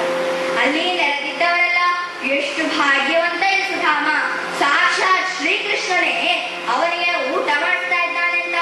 ತಾಯಿ ಮಗುವಿನ ಹಸಿವನ್ನರಿತು ಹೇಗೆ ಬಾಯಿಗೆ ತುತ್ತನ್ನಿಡ್ತಾಳೋ ಹಾಗೆ ಶ್ರೀಕೃಷ್ಣನು ತನ್ನ ಪರಮಾಪ್ತ ಭಕ್ತನಾದ ಈ ಸುಧಾಮನ ಹಸಿವನ್ನರಿತು ಅವನ ಬಾಯಿಗೆ ತುತ್ತನ್ನಿಡ್ತಾ ಇದ್ದಾನೆ. ಈ ಸುಧಾಮನಿಗೆ ಯಾಕೆ ಹೇಳಿ ಬಡತನ ಬಂತು? ಶ್ರೀಕೃಷ್ಣಂತಹ ಪರಮ ಸಖನಿದ್ದರೂ ಸಹ ಬಡತನ ಯಾಕೆ ಬಂತು ಹೇಳಿ? ಅವರು ಗುರುಕುಲದಲ್ಲಿ ವಿದ್ಯಾಭ್ಯಾಸ ಮಾಡ್ತಿರ್ತಾರೆ. ಆಗ ಅವರ ಗುರುಗಳು ಪ್ರಸಾದವಾಗಿ ಅವಲಕ್ಕಿಯ ಉಂಡೆಯನ್ನ ಕೊಡ್ತಾರೆ. ಆಗ ಈ ಗುರುಗಳು ಏನ್ ಮಾಡ್ತಾರೆ, ಶ್ರೀಕೃಷ್ಣನಿಗೆ ಒಂದು ಕೆಲಸವನ್ನು ಹೇಳ್ತಾರೆ, ನೋಡು ಇದನ್ನ ಬೇಗ ಇವಾಗಲೇ ಮಾಡಿ ಮುಗಿಸ್ಬಿಡು ಅಂತ. ಸರಿ ಗುರುಗಳೇ, ಹಾಗೆ ಮಾಡ್ತೀನಿ ಅಂತ ಆ ಅವಲಕ್ಕಿಯ ಉಂಡೆಯನ್ನ ಸುಧಾಮನ ಕೈಗಿಟ್ಟು, ಸುಧಾಮ ಕೆಲವು ಹೊತ್ತು ನೀನು ಇದನ್ನ ಕೈಯಲ್ಲಿ ಇಟ್ಕೊಂಡಿರು, ಗುರುಗಳು ಒಪ್ಪಿಸ ಕೆಲಸವನ್ನು ನಾನು ಬೇಗ ಹೋಗಿ ಮಾಡಿ ಬೇಗ ಒಂದ್ಕೊಟ್ಟ ಆಮೇಲಿಂದ ಈ ಪ್ರಸಾದವನ್ನು ಸ್ವೀಕರಿಸ್ತೇನಪ್ಪ, ಇದನ್ನ ಹೀಗೆ ಇಟ್ಕೊಂಡಿರು ಅಂತಾನೆ. ಸರಿ ಪಾಪ ಅವನು ಹಾಗೆ ಇಟ್ಕೊಂಡಿದ್ದ. ಈ ಶ್ರೀಕೃಷ್ಣ ಪರಮಾತ್ಮ ಅವನ ಕೆಲಸದ ಮೇಲೆ ಹೋಗ್ತಾನೆ. ಎಷ್ಟೊಂದು ಹೊತ್ತಾಗುತ್ತಿದೆ, ಪಾಪ ಬಡ ಬ್ರಾಹ್ಮಣ ಈ ಸುಧಾಮ, ಹೊಟ್ಟೆ ತುಂಬಾ ಹಸಿವಾಗ್ತಾ ಇದೆ. ಈ ಸುಧಾಮನಿಗೆ ಕೊಟ್ಟಂತಹ ಪ್ರಸಾದವನ್ನು ಸ್ವೀಕರಿಸ್ತಾನೆ ಈ ಸುಧಾಮ. ಆದ್ರೆ ಹಸಿವು ನೀಗಲೇ ಇಲ್ಲ. ಈ ಶ್ರೀಕೃಷ್ಣ ಪರಮಾತ್ಮನಿಗೆ ಕೊಟ್ಟಿದ್ದ ಆ ಪ್ರಸಾದವನ್ನು ನಾನೇ ತಿಂದು ಬಿಡ್ತೀನಿ, ತಿಂದರೆ ಏನು ತಪ್ಪು, ಅವನ್ ಬಂದ್ಮೇಲೆ ನನ್ನ ಪ್ರಸಾದ ಎಲ್ಲಿ ಅಂತ ಕೇಳಿದ್ರೆ ಅವನು ಹೇಳ್ಕೊಂಡ್ರೆ ಆಯ್ತು ಅಂತ ಪರಮಾತ್ಮನಿಗೆ ಕೊಟ್ಟಂತಹ ಪ್ರಸಾದವನ್ನು ತಾನೇ ತಿಂದು ಬಿಡ್ತಾನೆ. ಆಗ ಈ ಶ್ರೀಕೃಷ್ಣನಿಗೆ ಗೊತ್ತಾಗುತ್ತೆ, ಸುಧಾಮ ನೀನಾಗಿನೇ ಕಷ್ಟಕ್ಕೆ ಗುರಿಯಾಗಿದ್ಯಲ್ಲೋ, ಈಗಿನಿಂದಲೇ ನಿನಗೆ ಬಡತನ ಪ್ರಾರಂಭವಾಗುತ್ತೆ. ನೋಡು, ನನಗೆ ಕೊಟ್ಟಂತಹ ಪ್ರಸಾದವನ್ನು ನೀನೇ ತಿಂದು ಬಿಡ್ತೀಯಾ? ನೀನೇ ನಿನ್ನ ಆ ಬಡತನವನ್ನು ತಂದುಕೊಂಡೆ. ನೀನು ಯಾವಾಗ ಇದೇ ಅವಲಕ್ಕಿಯನ್ನ ನನಗೆ ತಂದು ಕೊಡುತ್ತೀಯೋ ಅಲ್ಲಿಯವರೆಗೆ ನಿನ್ನ ಈ ಬಡತನ ತಡೆಯದು ಅಂತಾರೆ. ಅದಕ್ಕೋಸ್ಕರವೇ ಇಲ್ಲಿ ಕಥಾಭಾಗದಲ್ಲಿ ಈ ಸುಧಾಮ ಶ್ರೀಕೃಷ್ಣನಿಗೆ ಅವಲಕ್ಕಿಯನ್ನು ಕೊಟ್ಟ ಮೇಲೆ ಅವನ ಕಷ್ಟವೆಲ್ಲ ಪರಿಹಾರವಾಗಿದೆ, ಶ್ರೀಮಂತನಾಗಿದ್ದಾನೆ ಈ ಸುಧಾಮ.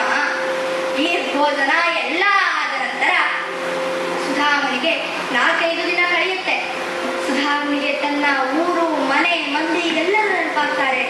ಈಗ ನನ್ನ ಹೆಂಡತಿ ಮಕ್ಕಳು ಬದುಕಿದ್ದಾರೋ ಸತ್ತಿದ್ದಾರೋ ಒಂದೂ ತಿಳಿಯಲು ನನಗೆ. ಈಗ ನಾನು ಹೋಗಲೇಬೇಕು ಎಂದು ಪರಮಾತ್ಮನ ಬಳಿ ಬಂದು, ಪರಮಾತ್ಮ ಇಷ್ಟು ದಿನ ನಾನು ನಿನ್ನ ಬಳಿಯೇ ಇದ್ದೆ, ನಿನ್ನ ಸತ್ಕಾರವನ್ನು ನಾನು ಸ್ವೀಕರಿಸಿದೆ, ಅದಕ್ಕೆ ಏನು ಕೊಟ್ಟರೂ ಸಾಲು ಪರಮಾತ್ಮ. ಈಗ ನಾನು ನನ್ನ ಹೆಂಡತಿ ಮಕ್ಕಳು ಊರಲ್ಲೇ ಇದ್ದಾರೆ, ಏನು ಮಾಡ್ತಾ ಇರ್ತಾರೋ ನನಗೆ ತಿಳಿಯದು, ನಾನು ಹೋಗ್ಬಿಟ್ಟು ಬರ್ತೀನಿ ಅಂತಂದ. ಪರಮಾತ್ಮ ಹೋಗುವನ್ನೇ ಬೇರೆ ಏನನ್ನಿಲ್ಲ. ಅವನಿಗೆ ಮನಸ್ಸಲ್ಲಿ ಒಂಚೂರು ಆಸೆ ಇತ್ತು, ಪರಮಾತ್ಮ ಏನಾದ್ರೂ ಕೊಟ್ಟಾನು ಅಂತ. ಅದನ್ನ ತೆಗೆದುಕೊಂಡು ಹೋಗಿ ಮಕ್ಕಳು ಕೊಡೋಣ, ಪಾಪ ತುಂಬಾ ಹೊಟ್ಟೆ ಹಸಿರು ತೊಡಗಿಸಿಕೊಂಡಿರ್ತಾರೆ ಅಂತ. ಮತ್ತೆ ಹೀಗೆ 4-5 ಬಾರಿ ಕೇಳ್ತಾನೆ. ಪರಮಾತ್ಮ ನಾನು ಹೋಗ್ಬಿಟ್ಟು ಬರ್ತೀನಿ ಅಂತ. ಆಯ್ತು ಹೋಗು ಅಂತಂದ. ಈಗ ಪರಮಾತ್ಮ ಹೋಗು ಅಂದ್ಮೇಲೆ ನಾನು ಹೇಗಿರ್ಲಿ ಅಂತ ಇಬ್ಬಾಗಿಲಿಗೆ ಕಾಲಿಡ್ತಾನೆ. ಆಗ ಶ್ರೀಕೃಷ್ಣ ಪರಮಾತ್ಮನು ಕುಚೇಲ ಅಂತ ಕೂದ. ಕುಚೇಲ ಎಂದರೆ ಹರಕು ಬಟ್ಟೆಯವ ಅಂತ. ಪರಮಾತ್ಮ ನೀನು ನನ್ನ ನಿಂದಿಸ್ತಾ ಇದ್ದೀಯ, ಯಾರ್ಯಾರೋ ನನ್ನನ್ನು ನಿಂದಿಸ್ತಾ ಇದ್ರು, ಇನ್ನು ನೀನು ನಿಂದಿಸಿದ್ರೆ ಏನು ತಪ್ಪು ಹೇಳುವೆನು, ಏನು ಪರಮಾತ್ಮ ಅಂತ ಬಂದು ವಿನಯದಿಂದ ಕೇಳ್ತಾನೆ. ಏನು ಸುಧಾಮ, ನಾನು ನಿನಗೆ ಉಡಕ್ಕೆ ಹೊರೆಯಕ್ಕೆ ಎಲ್ಲ ಪಿತಾಂಬರ ನೀಡಿದೆ, ಅದನ್ನ ನೀನು ಹಾಗೆ ಊರಿಗೆ ತೆಗೆದುಕೊಂಡು ಹೋಗ್ತಾ ಇದೆಯಲ್ಲೋ, ಬಿಚ್ಚಿಟ್ಟು ಹೋಗೋ.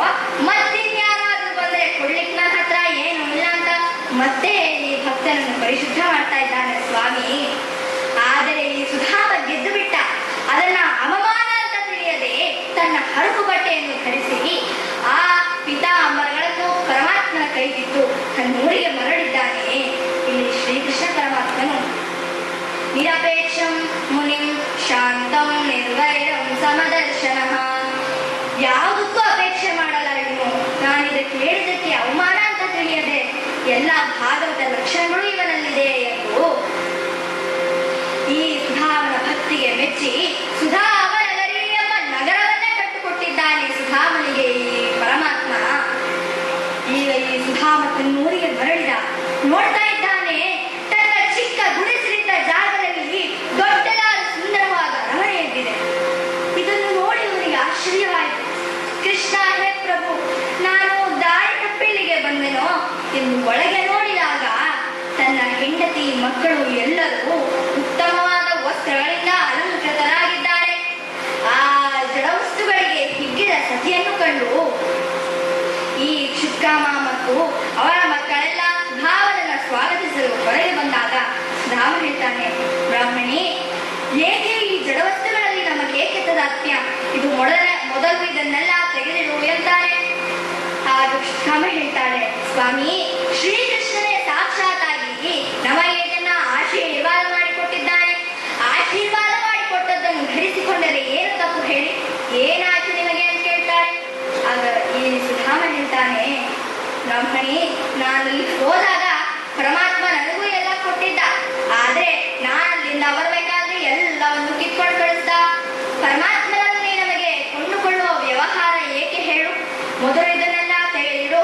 ಅವನು ಯಾವಾಗ ಕೊಡ್ತಾನೆ ಯಾವಾಗ ಕಿತ್ಕೋತಾನೆ ಅಂತ ನಮ್ಗೆ ಗೊತ್ತಿಲ್ಲ. ಮೊದಲು ಇದನ್ನೆಲ್ಲ ತೆಗೆದಿಡು ಎನ್ನಲಾಗಿ ಕ್ಷುತ್ಕಾಮ ಎಲ್ಲವನ್ನೂ ತೆಗೆದಿರುತ್ತಾಳೆ. ಈ ದಂಪತಿಗಳ ನಿಶ್ಚಲವಾದ ಭಕ್ತಿಗೆ ಮೆಚ್ಚಿ ಕೃಷ್ಣನು ಅಲ್ಲಿಯೇ ದಿಗ್ಗಜ ಪ್ರತ್ಯಕ್ಷನಾದ. ಸುಧಾಮ, ಏಕ ಸುಧಾಮ, ನಾನು ನಿನಗೆ ಈ ಎಲ್ಲವನ್ನು ಸಂಪತ್ತನ್ನೆಲ್ಲ ಆಶೀರ್ವಾದ ಮಾಡಿಕೊಟ್ಟದ್ದು, ಆಶೀರ್ವಾದ ಮಾಡಿಕೊಟ್ಟದ್ದನ್ನು ಹಾಗೆ ಧಿಕ್ಕರಿಸಬಾರದು. ಏನಾಯಿತು ನಿನಗೆ? ಇದನ್ನೆಲ್ಲ ಲೋಕಹಿತಕ್ಕಾಗಿ ಬಳಸು ಎಂದು ಅವನಿಗೆ ಆಶೀರ್ವದಿಸಿ ಅವನು ಅಂತರ್ಧಾನನಾಗಿದ್ದಾನೆ ಪರಮಾತ್ಮ ಶ್ರೀಕೃಷ್ಣ.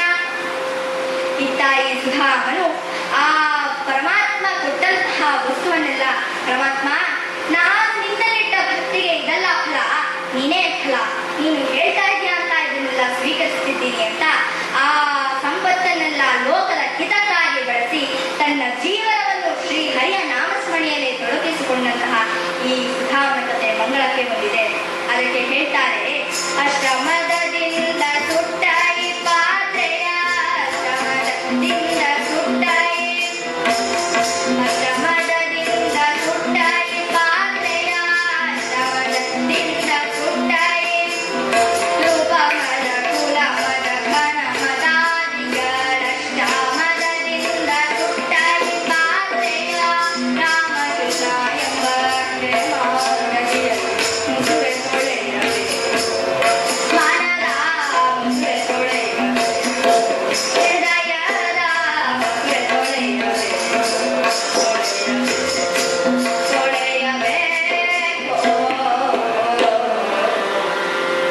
ಹೀಗೆ ನಾವು ಭಗವಂತನ ದಿವ್ಯಾಶೀರ್ವಾದದೊಂದಿಗೆ ಒಂದು ಕಿರುಪರಿಚಯ ಮೂಲಕ ಮಂಗಳ ಮಾಡೋಣ. ನನ್ನ ಹೆಸರು ಅನಘಾ ಪ್ರಸಾದ್. ನಾನು ಈಗ 7ನೇ ತರಗತಿ ತುಮಕೂರಿನ ಬಿಷಪ್ ಸಾರ್ಜನ್ ಶಾಲೆಯಲ್ಲಿ ವ್ಯಾಸಂಗ ಮಾಡ್ತಾ ಇದ್ದೇನೆ. ನನ್ನ ತಾಯಿಯ ಹೆಸರು ಶ್ರೀಲಕ್ಷ್ಮಿ, ಹಾಗೆ ತಂದೆ ಹೆಸರು ಶ್ರೀ ಪ್ರಸಾದ್. ನನಗೆ ಇಲ್ಲಿ ಕಥಾಕೀರ್ತನ ಮಾಡುವ ಅವಕಾಶ ಕೊಟ್ಟಂತಹ ರಾಮಕೃಷ್ಣ ಆಶ್ರಮದ ಅಧ್ಯಕ್ಷರು ಹಾಗೆ ಎಲ್ಲ ಸಾಧುಗಳಿಗೆ ನನ್ನ ಅನಂತ ನಮಸ್ಕಾರಗಳು. ಇಷ್ಟೊಂದು ಮಂದಿ ಬಂದು ನನ್ನಂತಹ ಪುಟ್ಟ ಹುಡುಗಿಯ ಕಥಾಕೀರ್ತನ್ನು ಕೇಳಿದ್ದೀರಾ. ತಮಗೂ ನನ್ನ ಅನಂತ ಅನಂತ. ಹಾಗೆ ನನಗೆ ವಾದ್ಯ ಸಹಕಾರ ಕೊಟ್ಟಂತಹ ಹಾರ್ಮೋನಿಯಂ ವಾದಕರಾದ ಹಂಸಿಕಾ ಅಕ್ಕನವರಿಗೆ, ಹಾಗೆ ತಬಲಾ ವಾದಕರಾದ ಶ್ರೀರತನ್ ನಮಸ್ಕಾರಗಳು. ಜಯ ಶ್ರೀ ಗುರು ಮಹಾರಾಜ್ ಜಿ ಕಿ, ಜಯ ಶ್ರೀ ಮಹಾಮಾಯೆ ಕಿ, ಜಯ ಶ್ರೀ ಸ್ವಾಮೀಜಿ ಮಹಾರಾಜ್ ಜಿ ಕಿ, ಜಯ ಶ್ರೀ ಮಂಗಳಾದೇವಿ ಮಹಾಮಾಯೆ ಕಿ.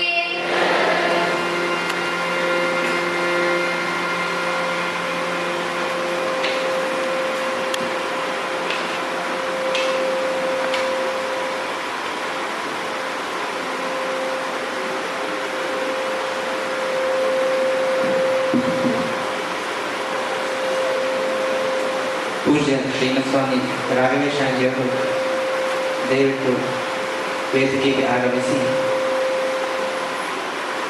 ಹರಿಕತೆ ನಡೆಸಿಕೊಟ್ಟಂತಹ ಕುಮಾರಿ ಅನಘಾ ಪ್ರಸಾದ್ ಹಾಗೂ ಸಂಘಟಕರಿಗೆ ಆಶೀರ್ವಾದವನ್ನು ಮಾಡಬೇಕೆಂದು ಅವರಲ್ಲಿ ವಿನಂತಿ ಮಾಡಲಾಗುತ್ತದೆ. ತಬಲಾ ಸಾಥ್ ನೀಡಿದ ಕುಮಾರ್ ಶ್ರೀರತ್ ಪ್ರಭುಗಳು,